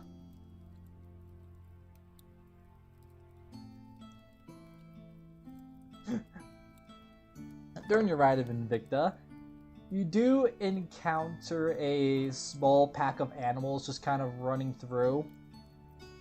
They don't look dangerous as far as you can tell. They're just kind of running through the fields, doing their own little thing. Shoot him! Hunt!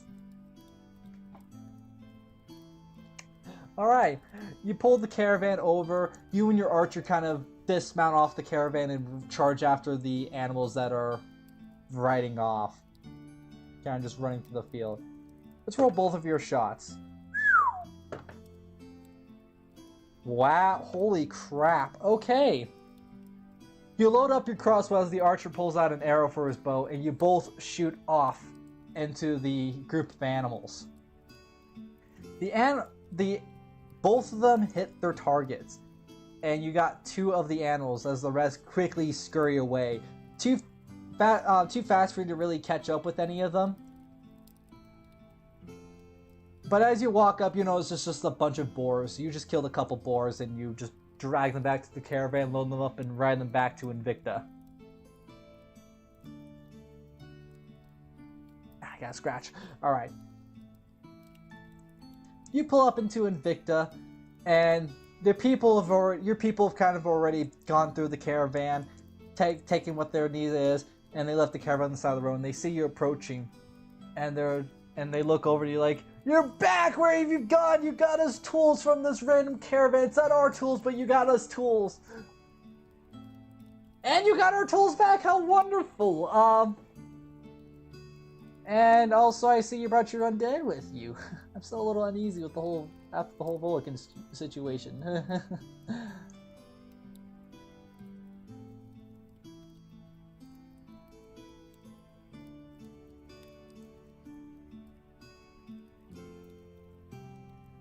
As you pull up the caravan, stop it, you pull off the boars off the caravan, and quickly your people get to work. Two of them kind of drag off the boars in one of the houses, and a guy follows them in, and the two people that drag the boars leave to help you unload the caravan. And as they're leaving, like, "Thank you for the food. We're gonna be eating well tonight. We're gonna have a feast tonight."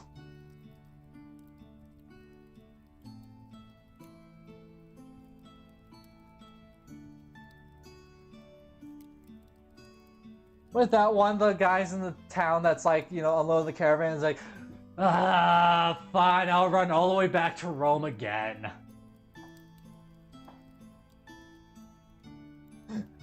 Gets a letter all set up and ready.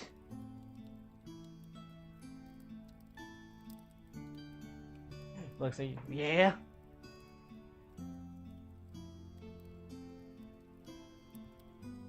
36 gold. You just gave him all the gold. Okay, I'll go. I won't complain from now on. Quickly writes the letter and starts running off northward towards Rome, since he doesn't need to go so far south and then east to go north a bit and then back west again. He just goes north and then east because, Bullock is no longer a problem.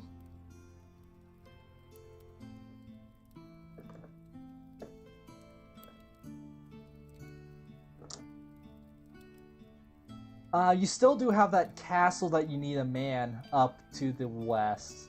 Up to the west. Alright, you approach your house. They've repaired your door since you've been gone. They have repaired your door.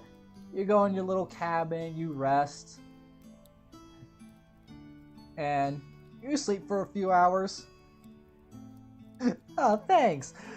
And, you sleep for a few hours, you get up nice and feel well rested. You're getting up, and one of your guys barges through the door. He's like, "Zaya, men are approaching from the south."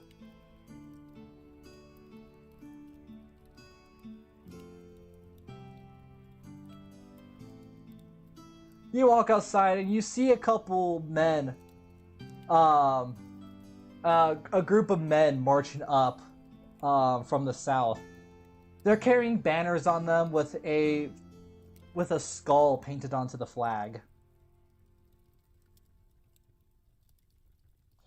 Well, what you can tell so far, most of them are armored, yes.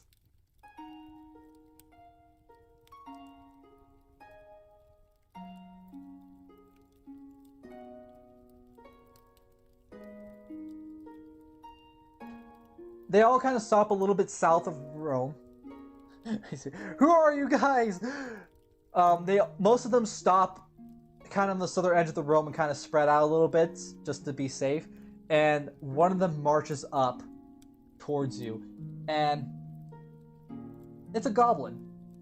It's a fucking goblin. He runs up to you, pulls out a little scroll. Like, "In the name of Orclix, you are hereby condemned to return of the caravan items you have stolen, and be punished for the men you have butchered." Hello, Mr. Goblin. "You have until now to make your decision, or we'll burn this little town to the ground."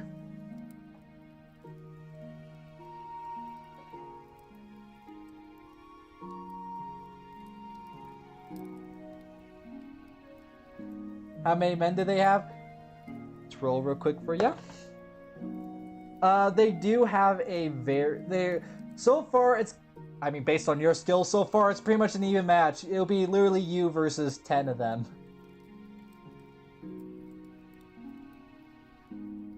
And plus the town, and plus some of the villagers of Invicta. So it will be pretty much a fair fight. Yeah, and your undead are included in that as well.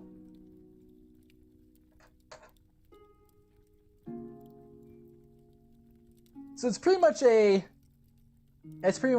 you having 8 guys and them having 10.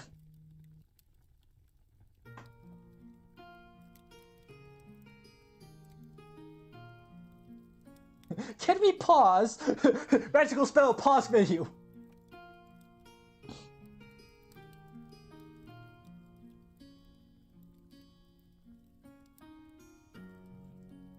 Yeah, so news has already gotten out that you raided that one caravan. And people are not happy about that.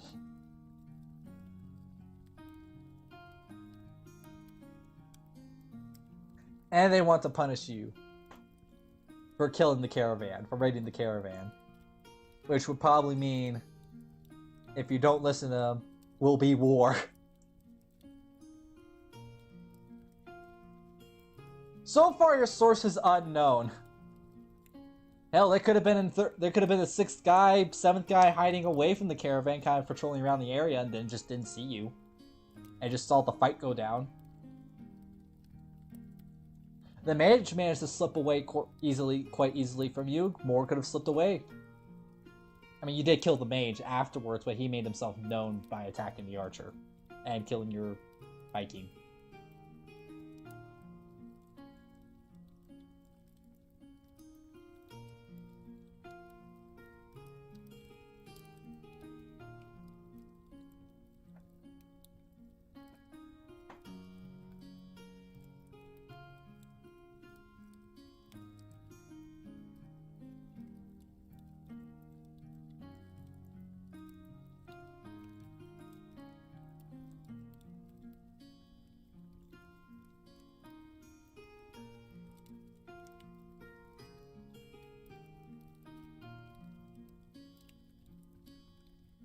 So far, what you can see, most of them are equipped with halberds. And a few of them are equipped with a couple of spears. The last 4 of them are equipped with some shields and swords, though. Just your regular arming sword, though, nothing too serious. I say nothing too serious. An arming sword can actually some arming swords can go right through chainmail. They are also quite heavily armored. Some of them are wearing full plate armor. The least armored one there right now currently is the Goblin. The Goblin only has a short sword and a leather harness.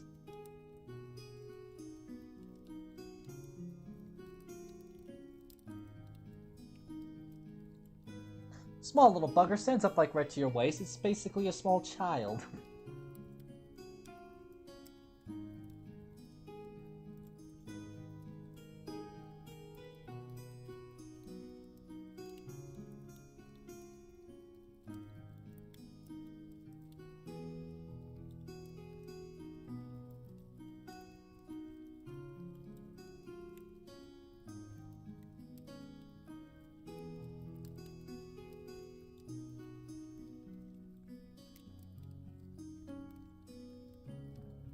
Guy who's a purse is a very calculating man. He is calculating all the actions he could take right now.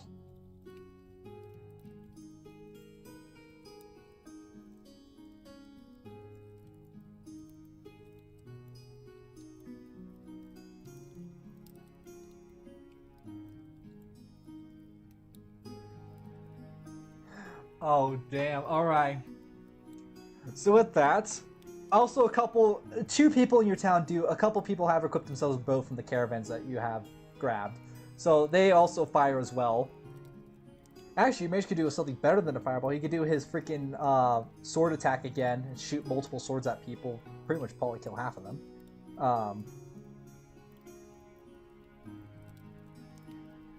Alright. So let's roll for all of you. So you stab the goblin. Alright. The archer shoots. The mage shoots. One guy shoots. Another guy shoots. And then the final guy shoots. All of you but 2 miss. All the archers but 2 miss. Your undead archer and one of the other Invicta residents kind of missed their shots. But you stabbed the goblin right through. You killed the goblin instantly. You did 7 damage to him. The freaking magical swords hit a bunch of guys. I guess they won't kill them right away because they're not that... Magic spells are not that strong. But it does hurt them pretty bad. It does them all 4 damage. One of the arrows hit one guy. He's hurt. He's dead. Another guy's dead. And then the last guy is really freaking hurt. He cannot move. So already half of them are dead. Your undead commanders charge out to fight them with a couple of Invicta residents. Let's see if they can do anything.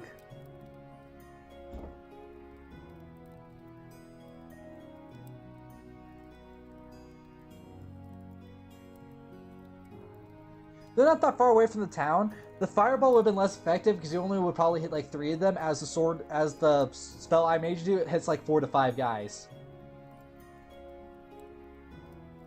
But okay, so let's see. Let's roll.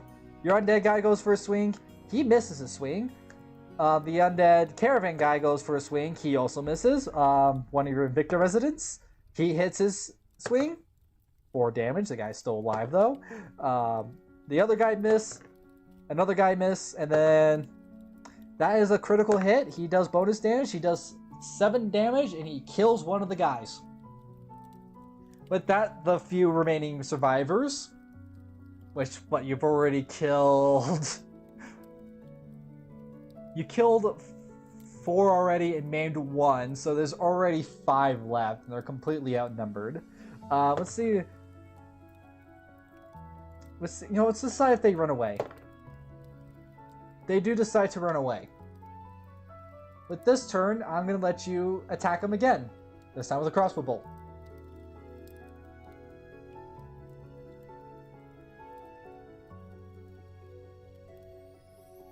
Alright, you chase after them. Your archer takes a shot. He hits one of the guys. He also kills him. He kills one of the guys that were kind of maimed, couldn't make a run for it, so you just kind of shot him and just killed him. The mage does a magic missile spell, but couldn't cast the spell correctly, so it doesn't really do anything. Your guy takes a shot, kills one of the guys that the mage hit earlier, which killed him. And then another guy shoots, killing another dude. And that's barely a freaking hit. So the last guy with the bow misses the last dude, and 2 of them get away. 2 of them manage to round off. Your caravan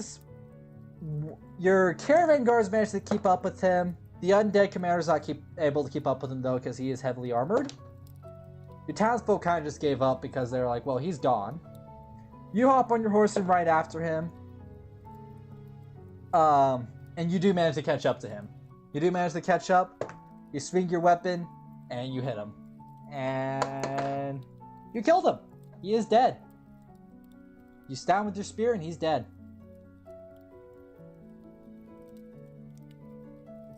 You just instantly killed all of them. That wasn't even a fight. That was just a slaughter. They didn't even get a turn. They didn't even get a turn before you broke them around to run away.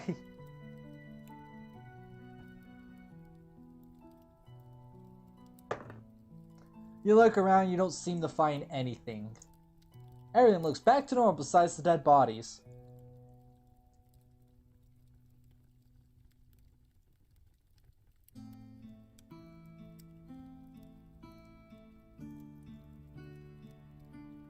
You didn't make it that far from Invicta, so you kind of turn around right back into town, and your people are in disbelief.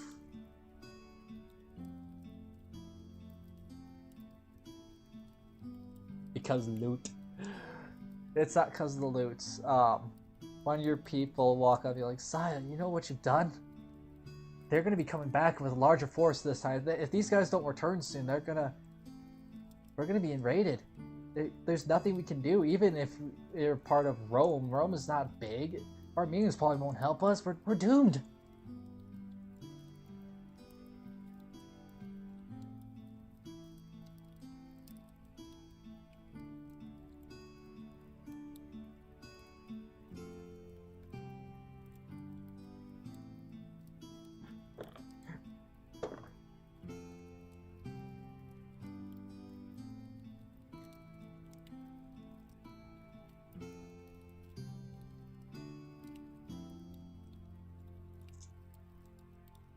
Start with fortifications. The person that was talking to you was just, oh dear, oh dear, oh dear.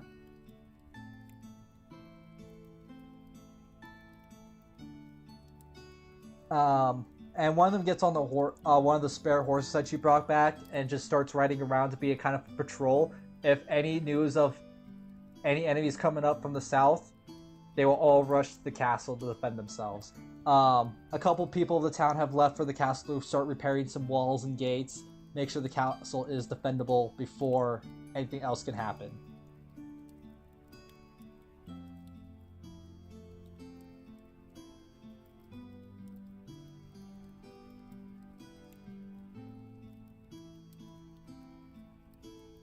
Well, you already sent the messenger off to Rome, so you're gonna have to get another messenger for that. Send one of your undead to do it! Send one of your undead to go to the town.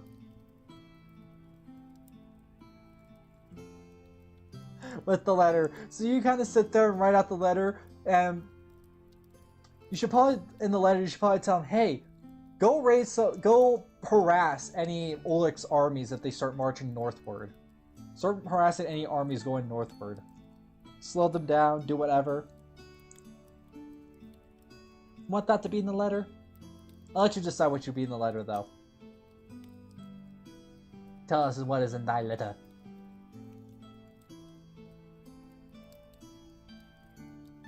Yeah, that. Alright. Harassment! There's no harassment charges in the Western Warlands. Alright, so with that, you quickly write a letter.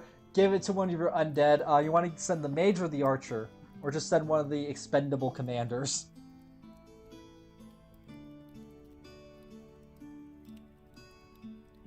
I can't zoom in. But the town that you liberated... I'm going to try to zoom as much as possible. I can't zoom in. Or push that far. This is the one thing...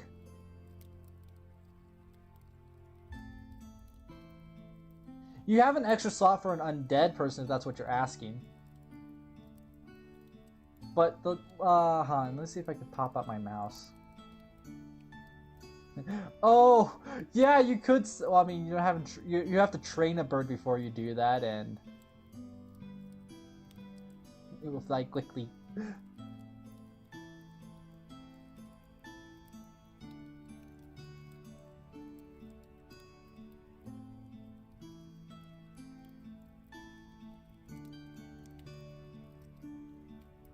I can't really... Okay, I can't turn on the thing to show my mouse, but okay. Alright, so you're gonna send the commanders out then. So you give the letter to the commander, quickly hops on the horse as well, and starts riding off. Yeah, Orlix. So actually, the town that you conquer is just north of that, like directly north of Orklix. Actually, it's Orklix. It's Orklix. Orklix. I can't say without putting the L in. Orkix. The L is silent. Orkix. But I keep saying L. Yeah, the town you liberate is just directly north of that.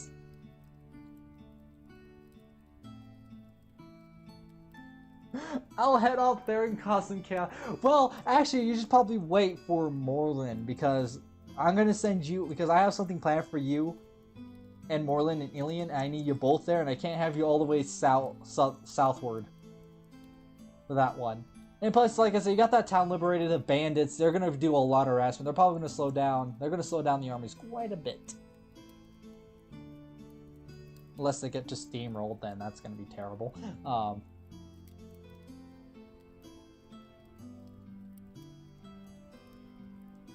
Time to build fortifications. You're kind of a little bit of a split on manpower right now, so you got some people building some fortifications at the castle. You got one person sending a message to Invicta, one person off to send a message to that bandit camp, the bandit town you liberated. So you and the remaining residents are building up the fortifications around Invicta as just in case. Your undead are helping as well, and it does take time since there's very few of you. Unlike in Rome, there was a lot more people there to build. There's very few of you here. And Zombie only has his only left hand, so it's kind of using its telekinesis spells to kind of move things around to help out as best as can, but it's kind of useless. I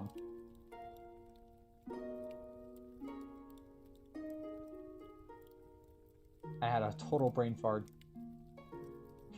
I'll try to get it another hand. Give it a doctor, give it another hand. Man, only if that freaking crystal that the King of Volok was using to raise the Necker, the undead army could have given him a spectral hand to use. Only if.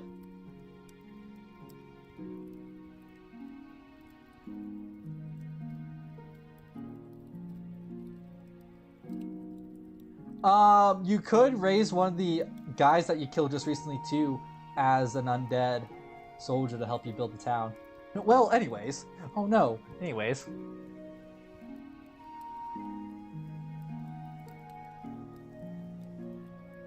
I raised the dead. Alright. You were successful in raising one of the undead soldiers. It's just a regular soldier. He's got like a bit of plate armor on his upper half of the body and a spear, but that's about it. Use my necromancy to touch the other hand. See if you're successful with that. So you had makeshift sewing kit sewed a hand onto the mage and used necromancy on it. It kind of works, but also kind of doesn't. The zombie's a little delayed on his actions with this right hand now. It's kind of it's like one of those lazy eyes. It's a little delayed. Better than nothing. Which would put a debuff on the zombie that if he wants to do a special kind of spell that requires both hands, it would be an extra turn to cast it. Then on same turn. But you'll fix it later eventually. I'm sure of it. Unless he gets unless somehow the zombie picks up one of the curse swords, then he can heal himself, heal you, and don't have to worry about using his lazy hand. Because it's just permanently stuck on his hand.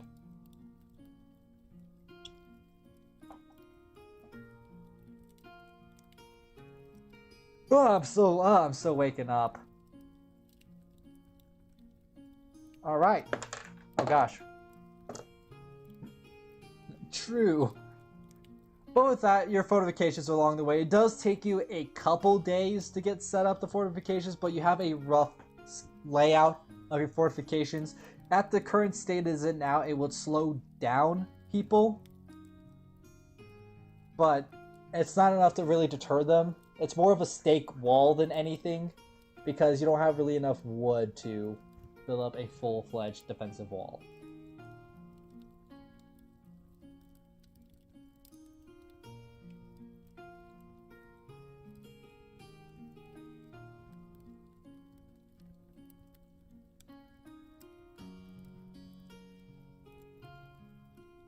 But things are going great.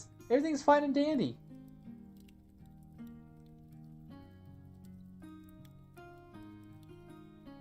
I'm gonna go. Next time for the D&D campaign, I am gonna make a little icon for you and Moreland so we can tell where everyone's at all times.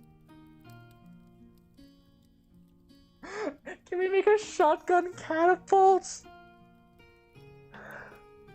With the current wood supply you have, you would not be able to make a catapult at all. But there is limestone around that you could make the rounds for the catapult, but that's about it.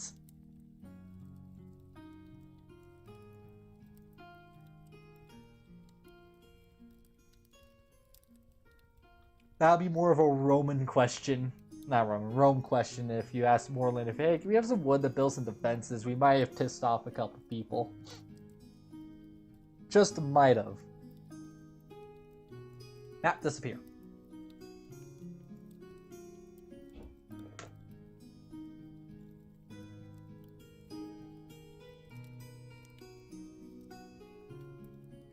Ask Rome for wood.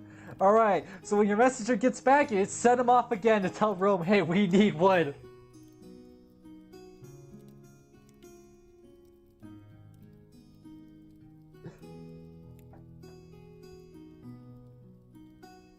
I also gotta put that in a recap. I haven't been keeping up with the recap this whole campaign.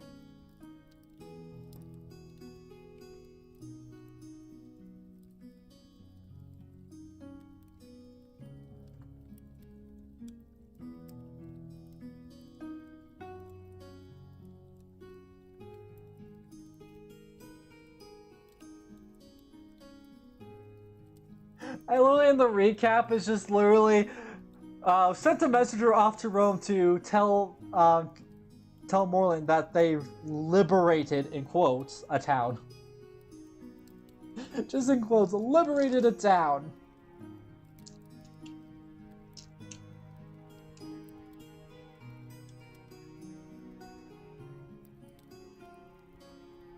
Are you going with like the Witcher design armor, like with like the leather and the chainmail kind of over the leather?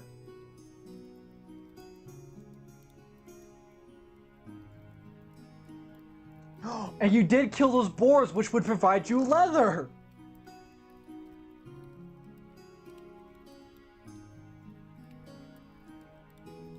Oh yeah, there's also Goblin Slayer for that too. I was thinking Witcher because that's a more, it's a better design for armor since it's actually more effective. If you get the 4 riveted chainmail, which is what you're currently wearing, and you get leather and leather under that, actually it makes it resistance to being cut by normal means because of the chainmail. You can't stab through it because the leather is thick enough, and the chainmail kind of like, you know, gets us cut up at a point, but also the leather actually stops it. So that would be better. They actually kind of both make up for the weaknesses of one or the other. Okay, anyway, so with that, with the boars that are cut up, they managed to recycle every bit of this boar skin to convert into leather. But there's only enough leather to do your shoulders and the top half of your body, or your shoulders and a helmet.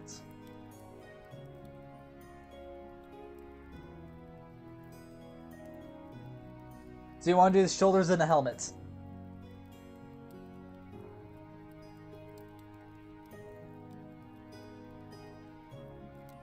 Alright.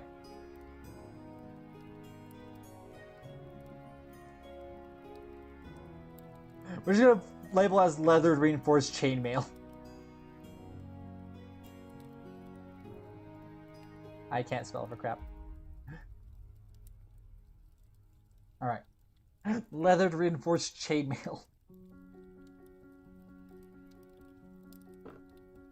It does take a couple hours since the guy that's in charge of doing all that has a lack of water and he needs water for that. So you kind of had to go all the way by... you kind of had to go a little bit by the well and dig up some water. It's a contaminated water, but I'm not drinking out of it, so thank God for that. And use that water to, you know, toughen up the leather, warm it up, get it so it fits under your chainmail. But now you have, like, you know, your vital organs, pretty much your vital organs are protected by this leather chainmail combo. You look a little goofy and you feel a little goofy, but you're protected. You feel like a football player, even though football doesn't exist.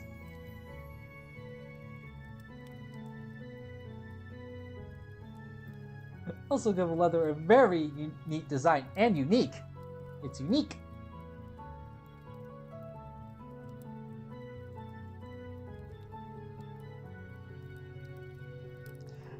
I'm gonna be honest with you now. We've gone as far as I have not planned for.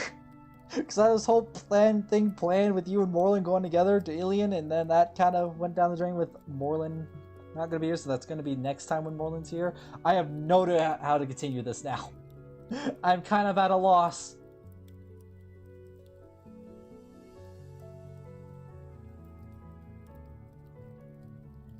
Moreland, get your ass here. He's busy. He's busy doing something. He's a busy person. Oh, he is here! Before I start a world war! I just came back. Gosh, guy who's a person, you just summoned him. You just summoned Moreland out of existence. But we do have good news and bad. I just came back. What the fuck happened? We're preparing for war. Chat, guy who's a person may have not started a war.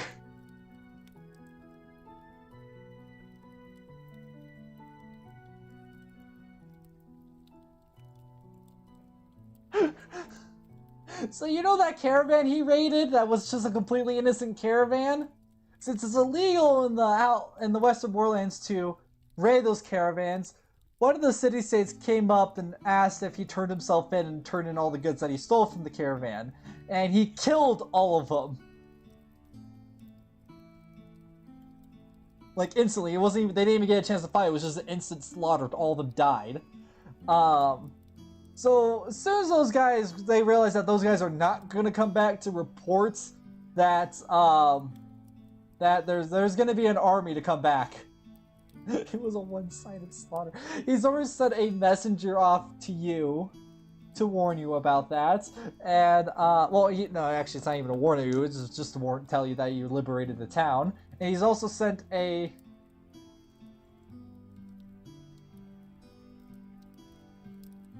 And he sent one of his undead guys on a horse to tell the town that he recently liberated to start harassing any armies that start marching north.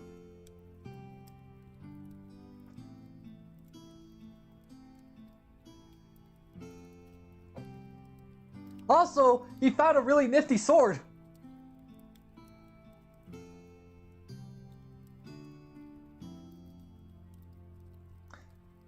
So far, he messed up the city that's directly south of Invicta and Volek, which is Orlik. Orlik. I can't say. Why can I not say it without the L? The L is silent. Orlik. Orklik. Not Orlik. Orkik. The L is silent, Logan.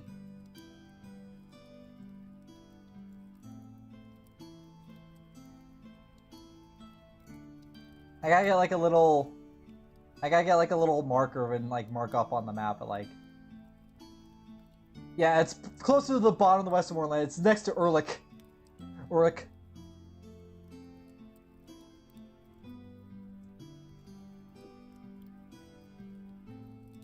I intended to attack the other guys.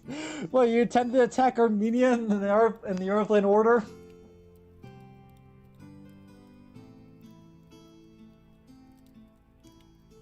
We'll attack everybody! Pull a Germany, fight on two fronts. Pull Germany. It's gotta be fine, a Holy Roman Empire.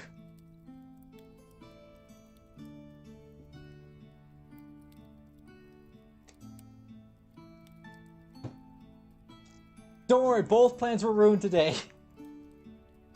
Make another one.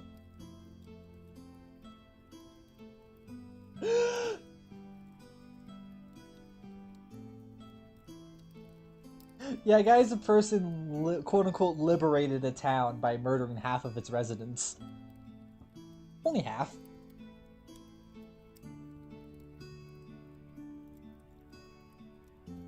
This complicates everything.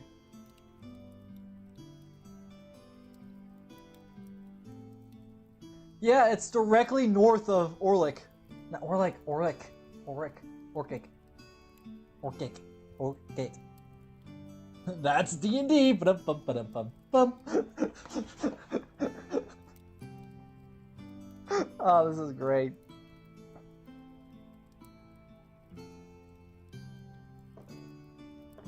Yeah, right now I hit a roadblock because I had this whole plan for you guys to go to Alien and things like that for both you and chat to go up there, but of course you're busy right now, so we can't do that.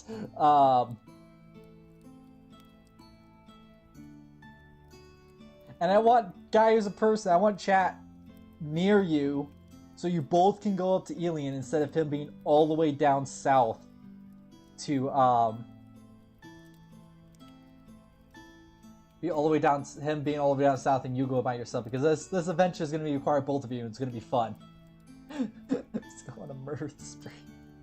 As the unexpected things happen. Let's go on a murder spree.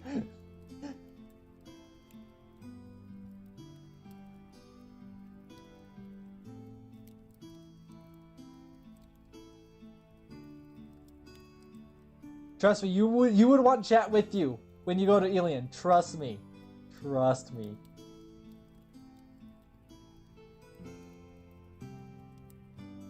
You would want chat with you in Alien when you do go. Because I might have shit go down.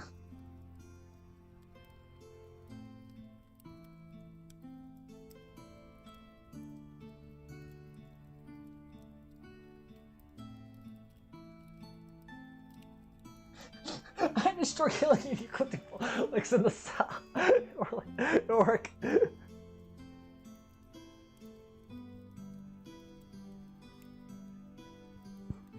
Shut up. Oh man, this is actually hilarious listening to you two argue.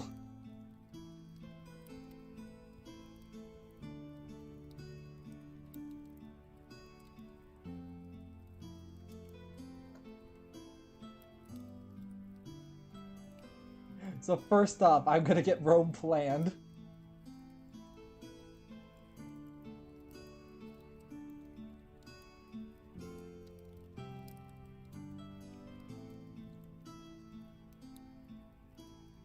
Because we need fucking infrastructure and shit.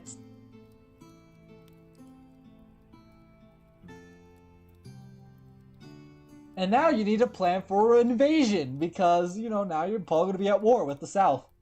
With the rest of the South. No need to cuss. Watch your profanity.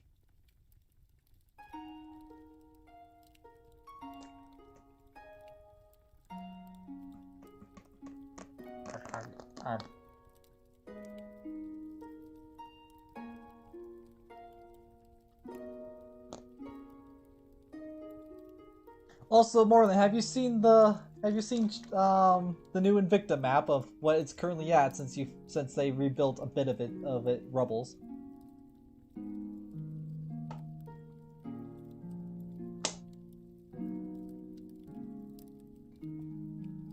It's just your imagination. Nothing's there. I'm enjoying this right now. Yeah, right now we currently hit a hard point, a rock and a hard point. Because I don't know how to continue this on, because I want to keep chat close to you so both of you can go to Alien. Because I need you, because this will require both of you. But also, he wants to go south.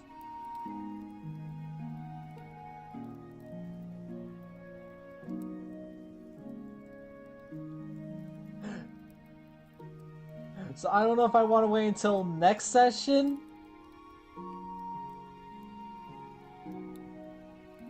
That you have to wait for. You have to go there to find out.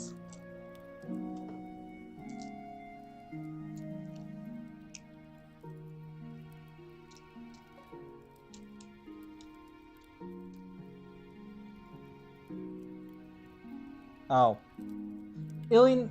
So Morlin has to go to Alien to talk about Ulixgrog, because the Eurolvan Order wants Ulixgrog since they quote-unquote claimed it while you guys were fighting off, but also Morlin wants it under Roman territory.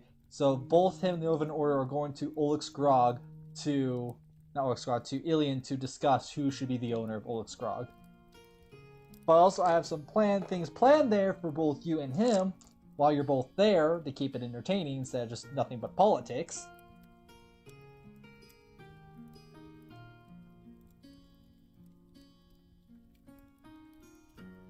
Let's do that real quick.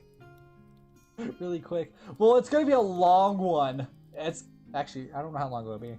Depends how fast you guys go through everything. But Moreland over here is busy.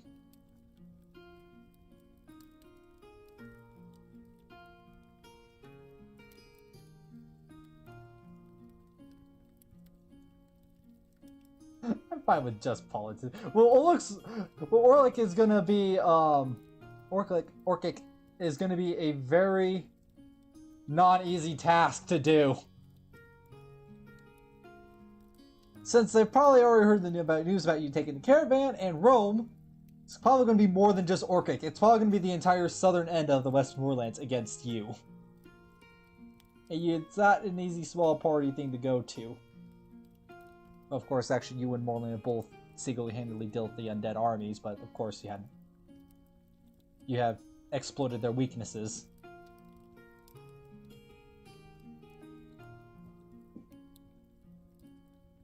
He will just make a choke point. Oh, that's me. Ooh, we still need to get the irrigation done for you. Then you can build a moat around Invicta, and then if you can build the moat around Invicta, then you can have your little choke points. And slaughter them! Slaughter them all! Guys, stop trying to make us lose. We're not! It'll work out in the end.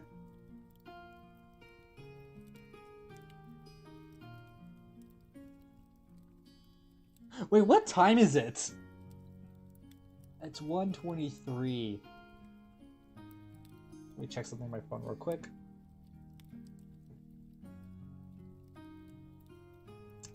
That's right. Totally forgot about that. Okay. Trying to get some. He's trying to hit them while he still can. Yes, you and 5 undead march all the way to Orkic and kill everyone. Just kill a 1,000-man army. You'll get it next session before you leave for Ilion. If you are around next session.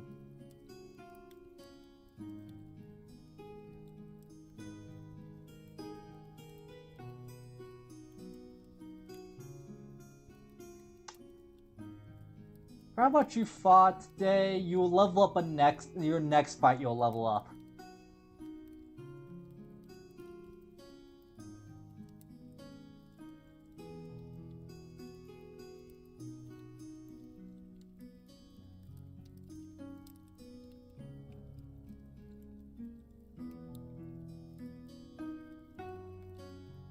You did kill a poor innocent orc. It's not even an orc.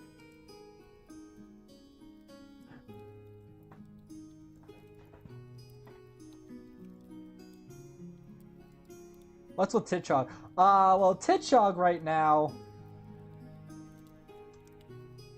they're kind of preparing to attack Rome because they've heard how much you guys have expanded and feel like they are a threat to you, so they are currently preparing to invade. And if Orkic is also involved, they're probably going to be buddy-buddies with this, and the news of Paul's going to travel very quickly down south and get their slaves!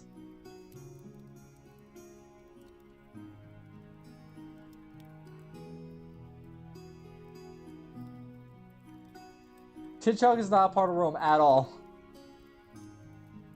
I think the town that you recently conquered, that little town that's like directly north of Orkic, is like the farthest that Rome has to expand at the current moment. There is a town closer. Actually, there's another town also not that far from you too. Kind of more east below the, like directly south of the castle that you took over.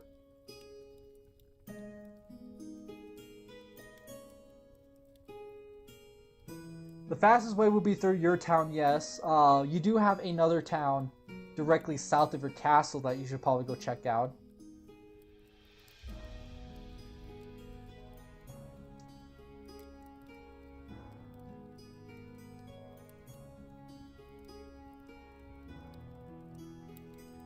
Alright, we're going to put you to that town real quick to figure out things that are going on there. And then I'm going to put you back in Invicta until next session. and we'll get everything going with Alien. In the meantime, we'll have the little bandit party that you recruited pretty much harass everyone that's marching north. Okay, anyways. Your little undead party, hop on your horses, and ride eastward towards your castle, past the, the bottom of the hill of the castle that's built on, and continue down southward into a very nice, decent-sized settlement. Quite big town. Doesn't have any walls, as you can tell. Very few. You can't tell on the security. There's you can tell like around the outside of the town. There's like few guards patrolling around the outside. I also want to do city planning. Well, do your city planning then if you're not so damn busy.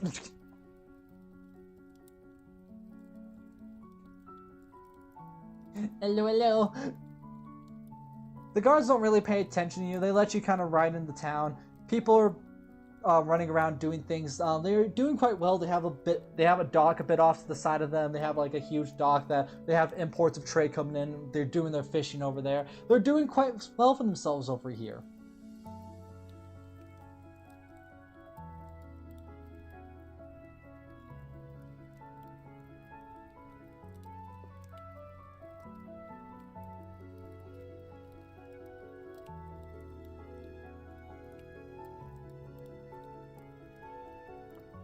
You look around for a news board. You do notice that they have an inn there, and I could talk through chat. You do notice they have a notice board there, so you kind of ride up with your undeads and wearing little cloaks so people don't really notice them. You hop off your horse and start reading papers on the notice board. There is a reward for dealing with the bandits to the south of there, which you have already dealt with. And, but also a couple news boards about the expansion of Rome and how it would loom as a threat to all the Western Warlands. It's some propaganda BS.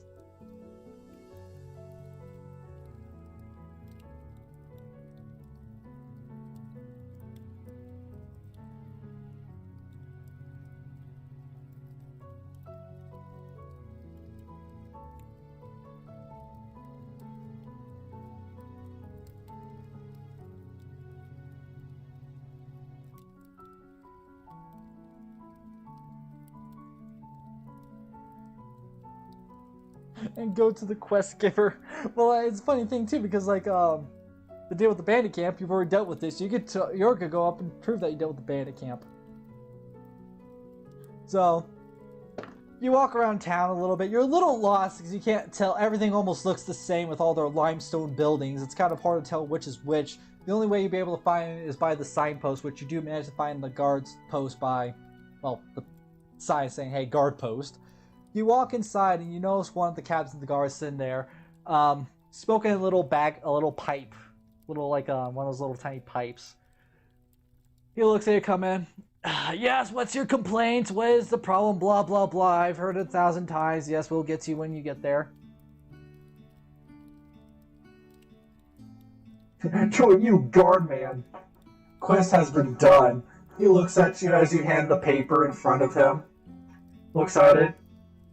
And, well, you didn't bring any proof. How can I know that you're telling the truth? Do I send a convoy down there?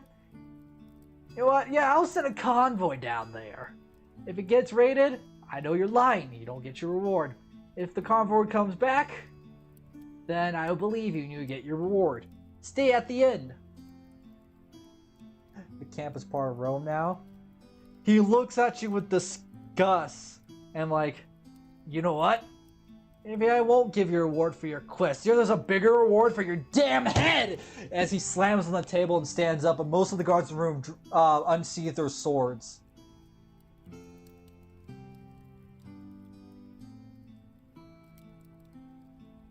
Fireball! You do not want to do a fireball in here!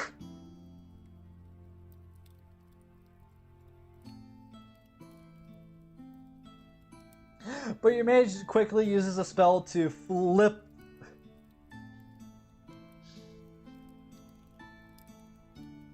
You want to do a fireball. You will blow up the whole build. Oh dear Lord. Alright. Alright. That's my night.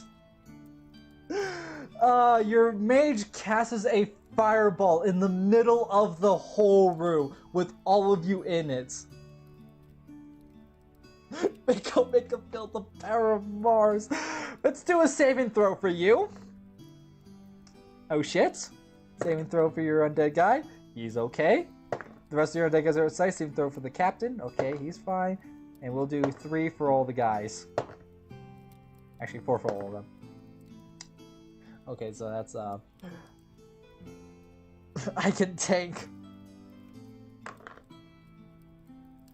The mage casts a fireball in the middle of the room, sending you flying out the door into the street. The magic does 4 damage to you. Plus, I'm going to do bludgeoning damage for breaking through the damn door. Which is another 4. You take some huge damage blasting your way through the door. The captain managed to survive the explosion by breaking one of the table legs and having the table flop over where he can use it as cover. The table does hit him though, doing 2 bludgeoning damage to him. And most of the guys in the room have taken 4 fire damage, and they are currently on fire, burning alive. With that, your undead guys get ready their weapons, and most of the town guards have heard your ruckus and start immediately rushing into your position. The town residents have also decided to take up arms to fight you since they perceive you as a threat. Are you just going to massacre everyone here?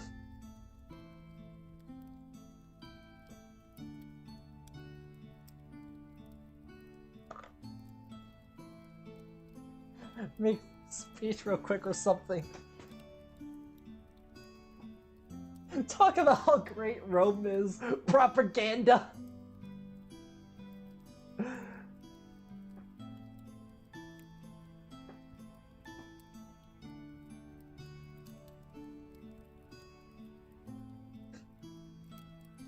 You should be excited. You're practically immortal.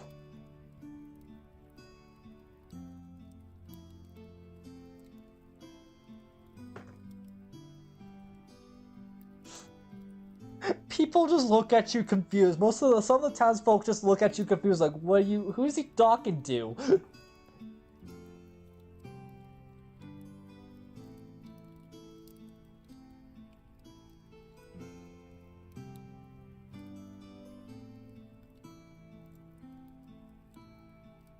That's my man. Most of the people do not listen to what you're saying. Most of them do not listen to them. They're like, kill the Roman! Kill the Roman! Stick them on the cross and see how they like it!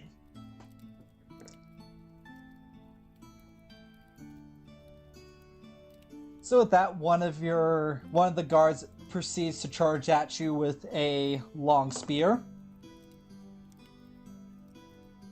They are stupid. Kill a few and then repeat it.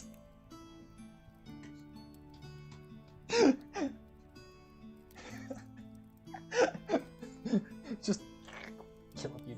Actually, I have a little chalice that I can drink out of. That I can use like as a cup to drink out of. I was gonna use that for D&D streams, so I don't have a camera, so you won't really see me use it. We're gonna get our asses kicked. Oh yeah. Anyway, so one of the guards immediately tried to attack you, but one of your undead commanders kind of comes in and blocks the attack and just bumps him off to the side. Stab him! You respond with a stab, which you do hit him, and you hit him for 4 damage. You did not do a lot. You did not really kill him, but he's not wearing any... Oh, he actually is wearing armor too, so actually, really, your 4 immediately bumps down to 2 for bludgeoning damage. You might want to pull out your mace for this one, my guy. You might need a mace for this one. Unless you roll a 20, then your long spear can... After that, the commander goes to attack your wizard. Oh, he actually does hit your wizard. Huh, let's see if you're... But your wizard manages to save. With a telekinesis spell, he kind of pushes the... Now, with a telekinesis spell, he kind of uses the spell to push himself and the commander back. Kind of like a... Fuss! And then just pushes himself out the door. Doing a little roll back on his feet, knocking the commander and anyone else that survived the fireball explosion in the room back. Calm tavern music as you're fighting, as you're massacring a town of people. I should get like a little soundboard that plays music based on the circumstances, like calm music plays this music. Combat music plays like intense action music. But anyways, that will be set up for a later future.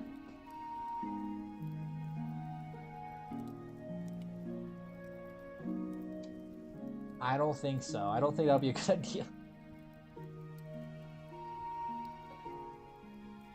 Smash his head. The guard captain. You can bludgeon the captain if you wanted to. He's right now in a tight confined room. I think it would be best to wait for him to come out of that tight confined room with all of his guys before you do anything.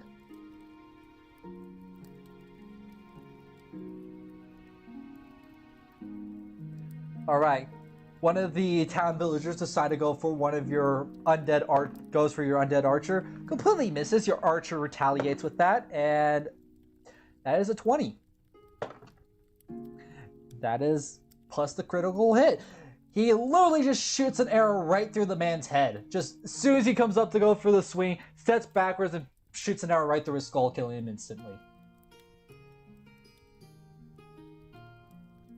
A guard goes for your undead commander. Ooh, that is a hit. Your commander was not able to save himself.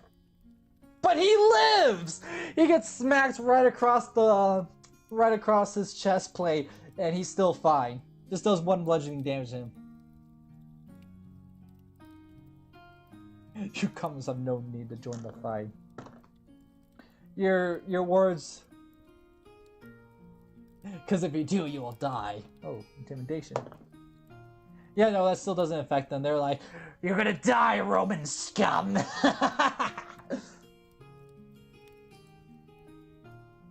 Your caravan leader, your undead caravan leader, goes for an attack on one of the guards. He does hit him. Guard cannot save himself. I threw the dice off the table. Does 5 damage to him. So, you know, it's a pretty good. Knocks him off to the side. Man, this city is an infestation of idiots. Infestation of idiots, I tell you. All of them idiots. They turn themselves into a pickle, man.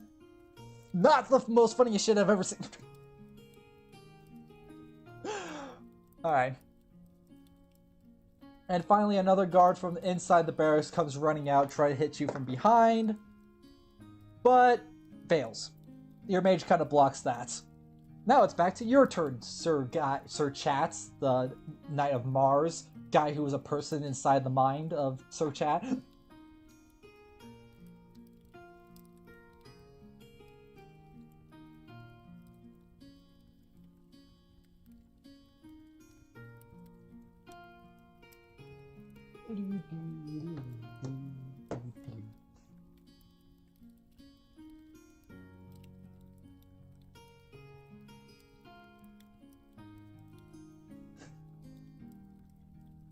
He owes me 50 gold coins! That is a 20. That is a motherfucking 20. And since you're using a mace against armor, I get to roll a special dice for you. You killed him!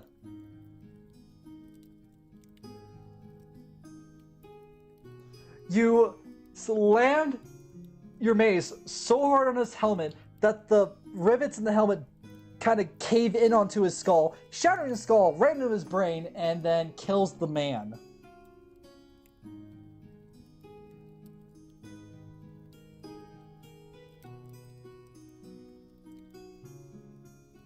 Intimidation?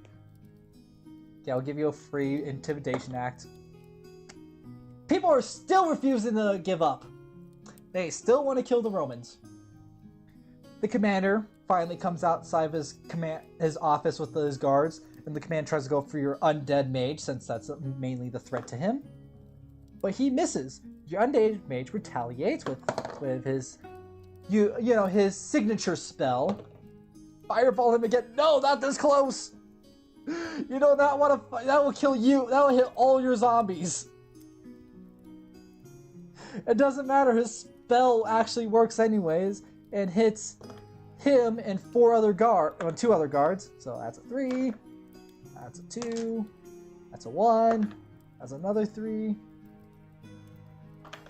So his spell kind of goes straight at it, hit the commander and all the other guards, hurting the commander and killing the other few guards that survived the bear explosion. There's only one guard that actually got hurt, that didn't get hurt by it, and he's fine. He's fine. The other guys they didn't hit take burning damage, which are all 4s and kill them instantly. So now they're dead. A town peasant comes in for a stab with you with a short little dagger. But he cannot hit you, he cannot touch you, since you are well protected by you and your undead horde. Your commander goes for a swing at one of the current guards right now. Only bounces off his armor, doesn't really do anything to him. Guard taxes your undead caravan leader. Also misses. Caravan leader attacks and misses as well. Your archer goes for a shot at one of the peasants. Your archer freaking hits someone. Now it's time for politics. Your archer does 2 damage, doesn't really kill anyone. Injures one of the peasants, but doesn't kill him. The peasant goes attack the archer. It's the archer. But the archer saves himself. Holy crap. Guy comes up to the archer grabs his arm and yanks the guy off to the side. So you're perfectly fine, guy who's a person. Or Sir Chat.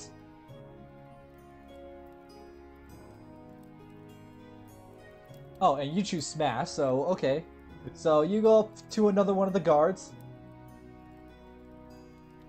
At least you die doing what you love. Walk in the danger as you run up to a guard with your mace, smack him aside. Oh, that's a 19. Holy crap.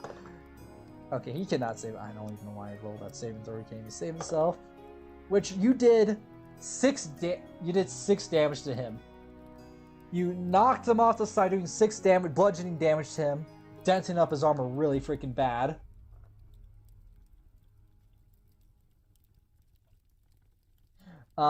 Another guard decides to retaliate against you for hitting his friend.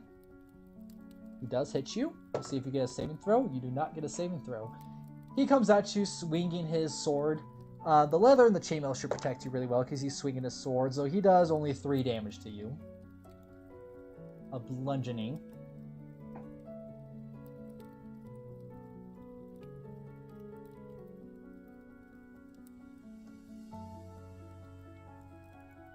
A villager goes to attack your mage. That is a hit. Your mage does not save it. Your mage is still alive, though. He is half health right now.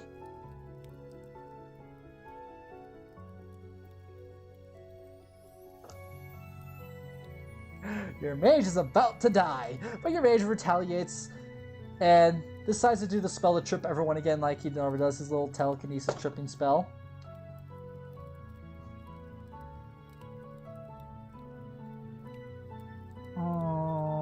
The wizard rolled a 1. He cast a spell on himself. So as he goes to do his spell to trip everyone, he trips himself and falls face first onto the ground. Seeing the opportunity, the captain of the guards decides to go for the kill. That's going to be a hit. Let's see if he can save us. That is not going to be a saving throw.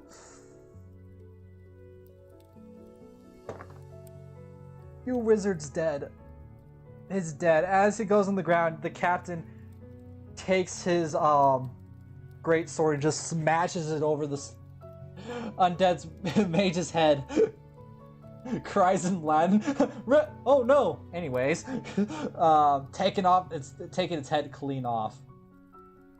Just killing the poor guy instantly.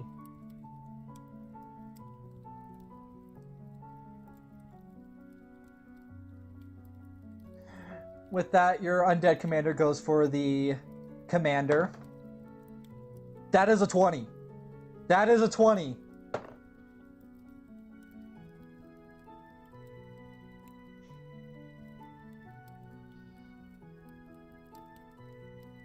As the captain swings his sword, chops off the skeleton, not the skeleton, the wizard's head with his downward swing, the commander your undead commander takes a quick opportunity and lunges his sword straight through his throat and yanks his sword out. The captain the town guard, the captain guard, whatever you want to call him, drops to the ground, choking on his own blood as the life slowly leaves from his eyes.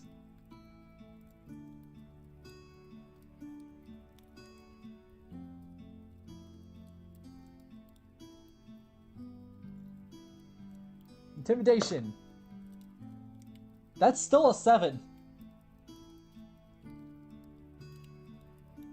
They are still keen on trying to kill you and turning in your head. Your archer decides to shoot at one of the guards. That is 11. He does miss. Guards, you need at least a 13 to hit these guards. At least a 13. The peasants you actually could hit for a 10, but still.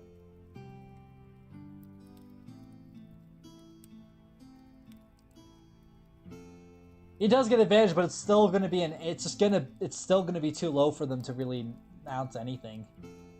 You really rolled a 7 for intimidation. At the max, he would get a 10, and that's still not going to be enough.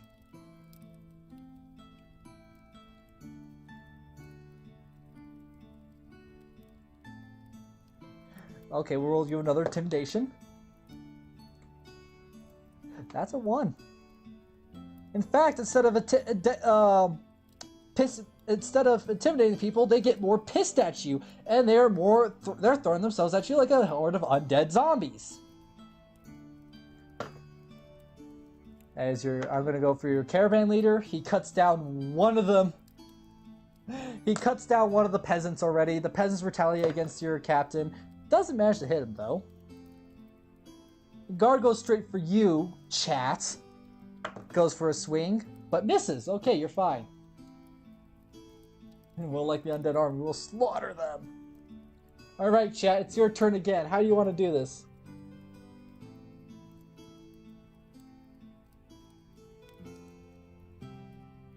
Want to go continue smashing the guards around?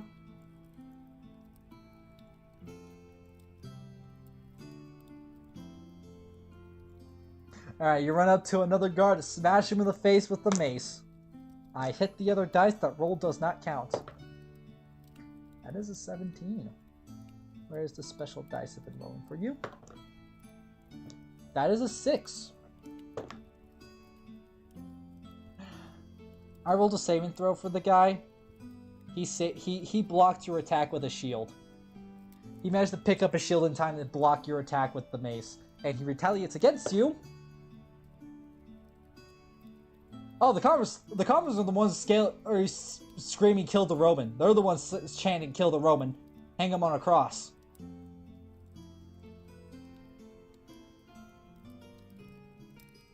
Yeah.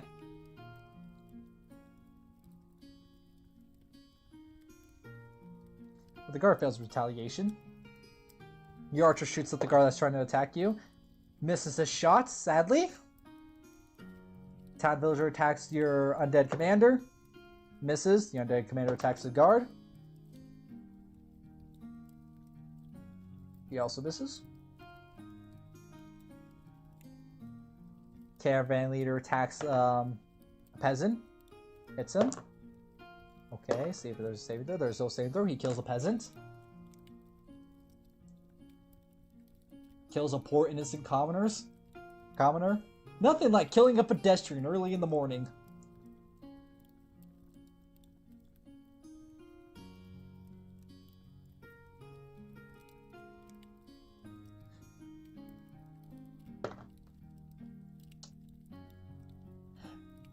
The first intimidation check that passed. Some of the commoners and guards kind of stop and they're like, Maybe he's right. He's going to destroy our dreams like he's destroying us right now. Maybe we should back off. And a couple of them manage to back off. There's still a few on you right now trying to attack you. One of the guards quickly go in for a stab with a spear, but misses you because you managed to dodge out of his way.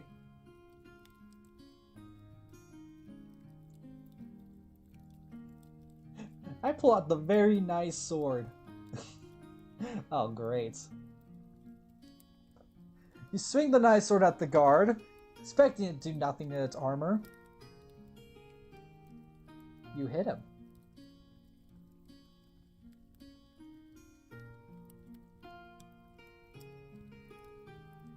This baby looks neat.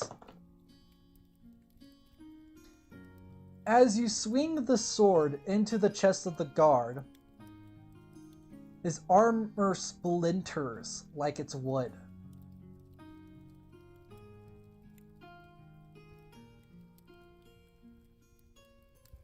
And you do 8 damage to him, killing the man instantly. Let's see if any of the peasants and anyone in the town knows what the sword is. That is a 20. That is a freaking 20. One of the town's peasants goes, "He wields Galen's sword! Everyone back off!" And all the guards start backing off immediately. Some of the peasants drop to their knees, kneeling before you. He is the chosen one. The people of the town start murmuring, it's like, he wields Galen's sword. He wields the sword.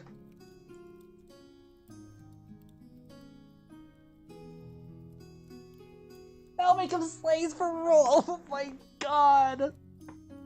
No mercy on these people.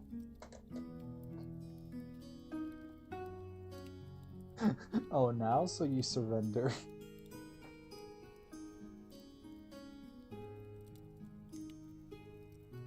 One of the peasants walk up to you, he's like, well, we have to. You wield the sword. You wield Galen's sword. Those who find the sword should be destined to rule the world, just as he did in the past.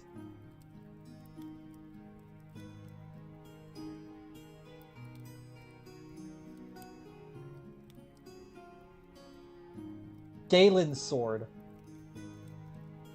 I broke the little satchel for my dice.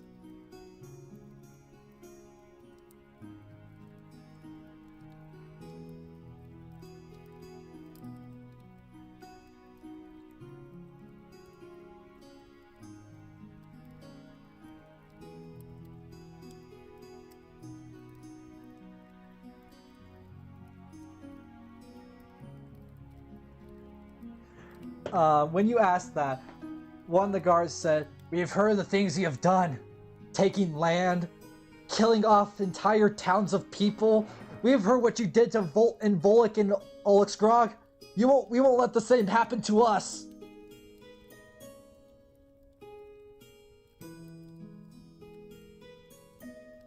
Yeah, I'll be the one ruling the world on it.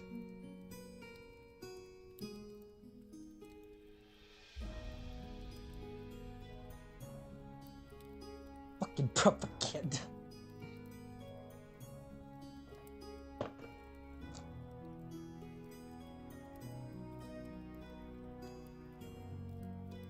One of the women there is like, "Nice try!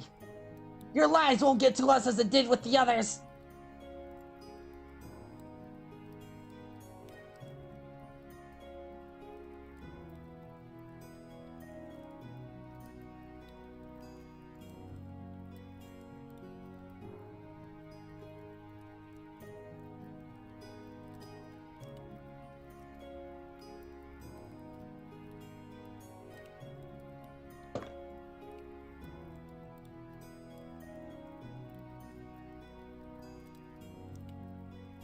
I hate propaganda even if it's from the enemy.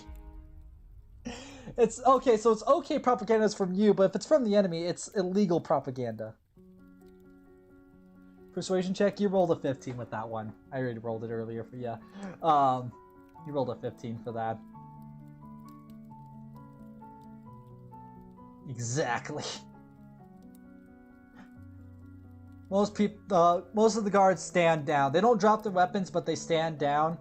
And the people that are kneeling for you, it's like, kneel before the man that wields Galen's sword.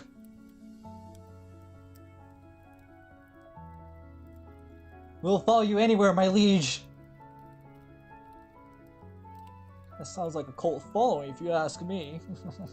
Does that sound like a rich person over here?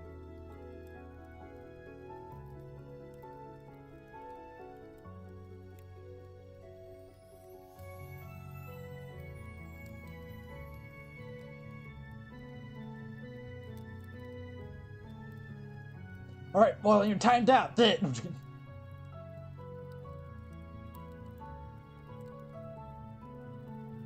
I'm joking, I'm not timing out, Moreland. I'm not. I should notice I have that power.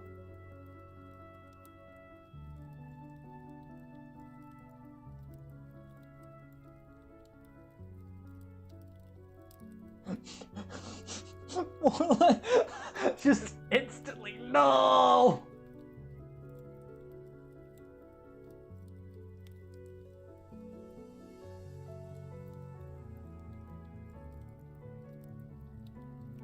I'm gonna do something for the chat setting real quick. That's not good enough.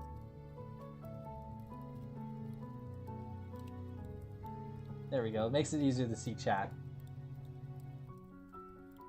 Go do useful shit.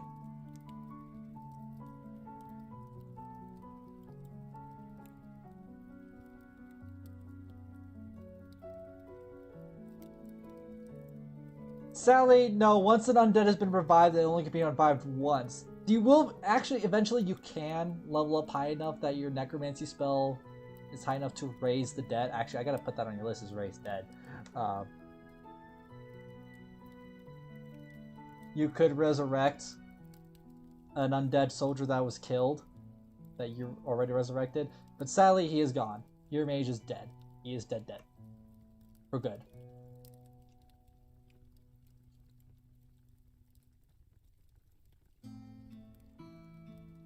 Did you just seriously do my GG emotes but backwards?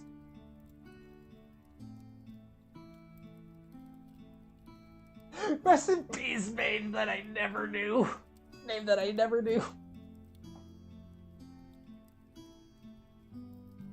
Oh dear lordy lord.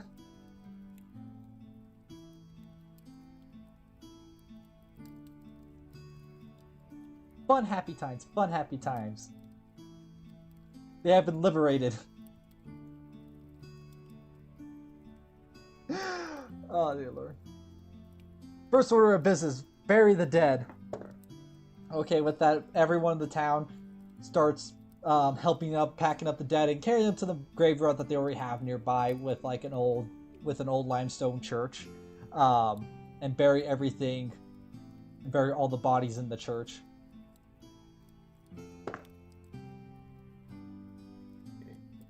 They all whisper each other. You hear them bickering with each other for a little while. And they look back at you like, fine, we'll join Rome. Only because of you. Thanks, chat. You're the best. We just get little head pat emotes. Oh wait, that's not an animated emote I should make. Is just get a head pat emote, animated emote for chats. For the D&D campaigns, you just head pat chats.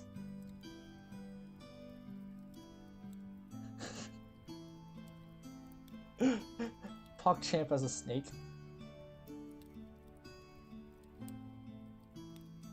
It's not like your lives will get ruined or anything. It's perfectly fine. With that successful, actually, you could raise the dead of the captain that you murdered.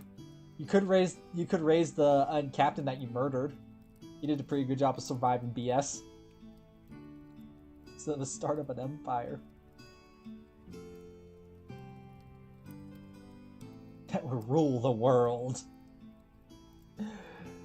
And the other continent. Oh, that is part of the world. Alright. I rolled a 6. You try to raise the captain, but he's already kind of buried in the ground, and the spell has no effect with him under the ground. And the people will not let you dig up his grave. Ah, shit, he do dead. He's too dead. Maybe you should have thought about that before stabbing him in the throat.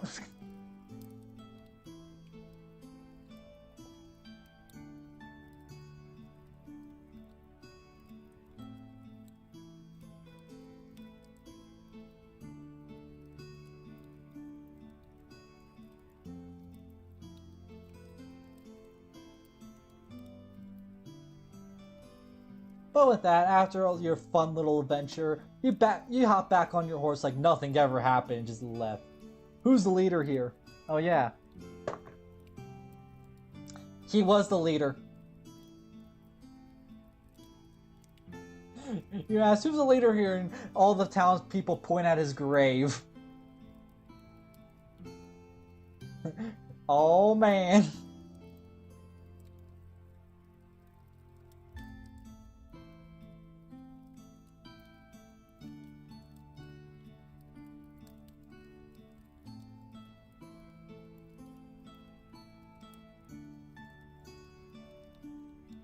Well, now you're the leader! Invicta 2. Her leader is quite, let's say, inexperienced. Sound like a bunch of rich people.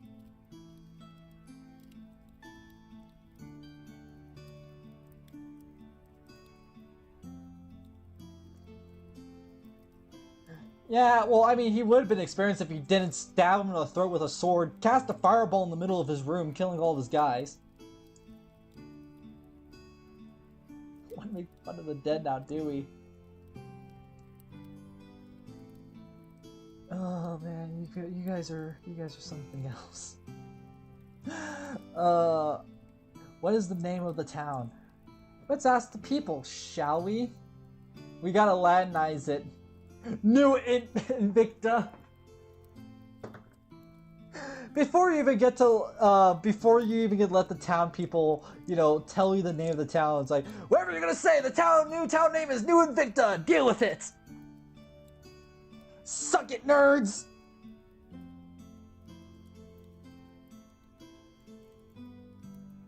Novus Invicta.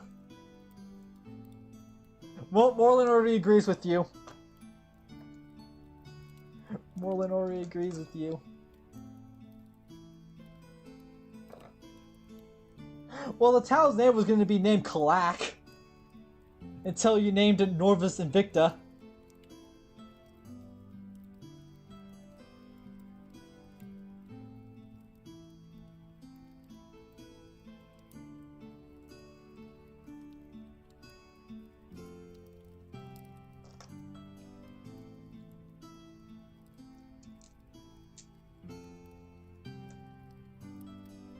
Okay, so sound that duck makes is the...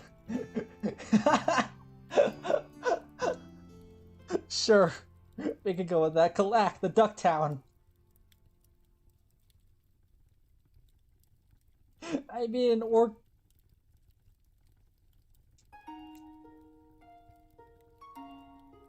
No, it was not.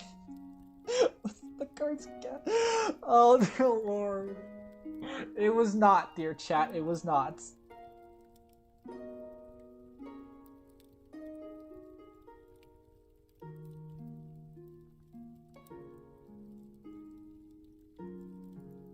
But his name was Kalacker. No, I'm joking. I'm joking. Yes, you level up now since you murdered half of the entire town again.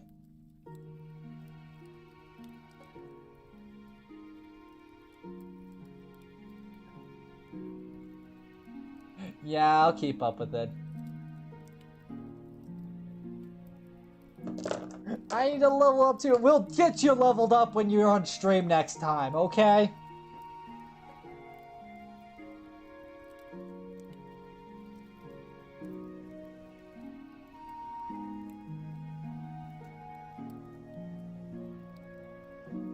I get XP from city planning. Oh dear lord. Alright. Time to roll the 4 stuff you'll get unlocked today.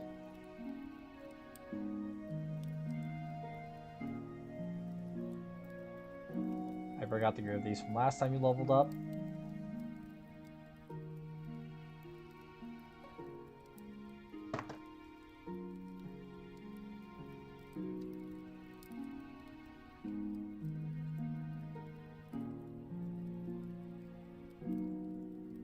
Send another letter to Rome. I've liberated another town.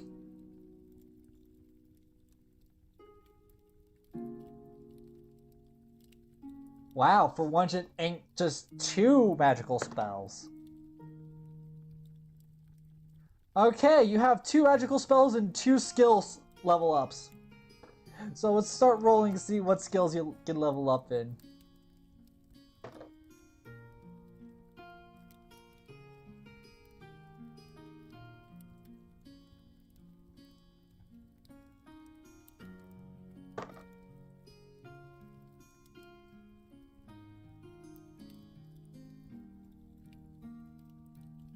And then the 2 magic spells you can level up in.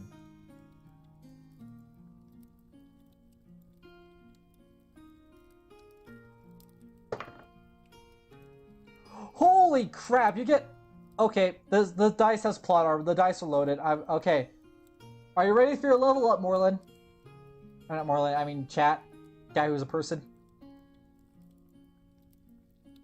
The Knight of Mars with the Roman Emperor. Alright. The 2 skills you can level up in is in Charisma and Intelligence. But, listen to this. You also can level up your Conjuration or your Necromancy.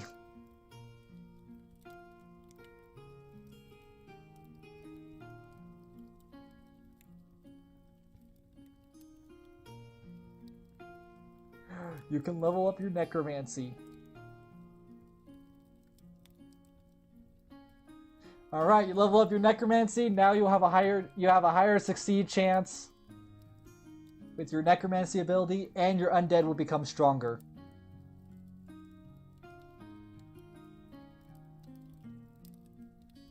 So, instead of having 4 hit points, now they have 5 hit points. Not yet. Next level up though, next Necromancy level up, you will get your extra undead slot for 6 undead men.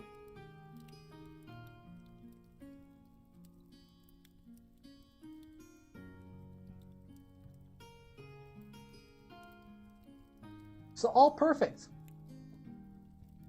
And you barely took any damage.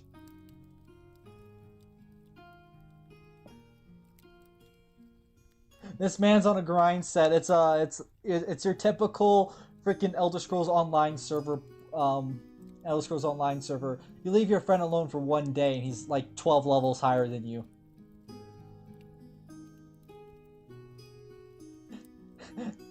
As you get on your horse to leave to ride off to Invicta, you look at all the townspeople like, if you attack any Romans while I'm gone, your head will be on a pike.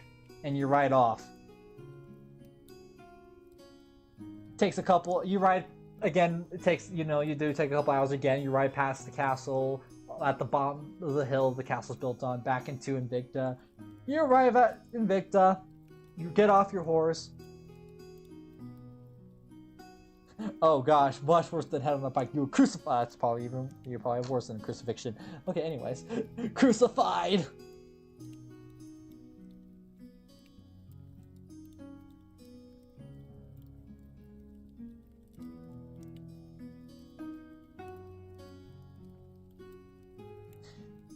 To be honest, I thought you were going to say you were going to stick your sword in the fire pit, burn it hot, and then slowly kill them by burning off their skin and flesh with it. Like, just stick it onto them until the sword kind of just burns through their flesh into their hearts. Crucifixion is tested and proven effective!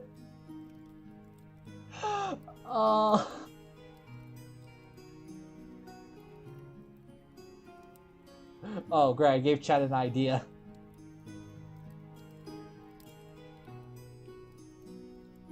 I am terrible. I'm putting thoughts in their heads. We're gonna let you rest. It's kind of too late for that. We're gonna let you rest to get your health back at full for the night, after you return to Invicta, and we're probably gonna end the stream here because any minute now I'm gonna be held hostage. Yeah, it's gonna be lovely. Does anyone have bamboo?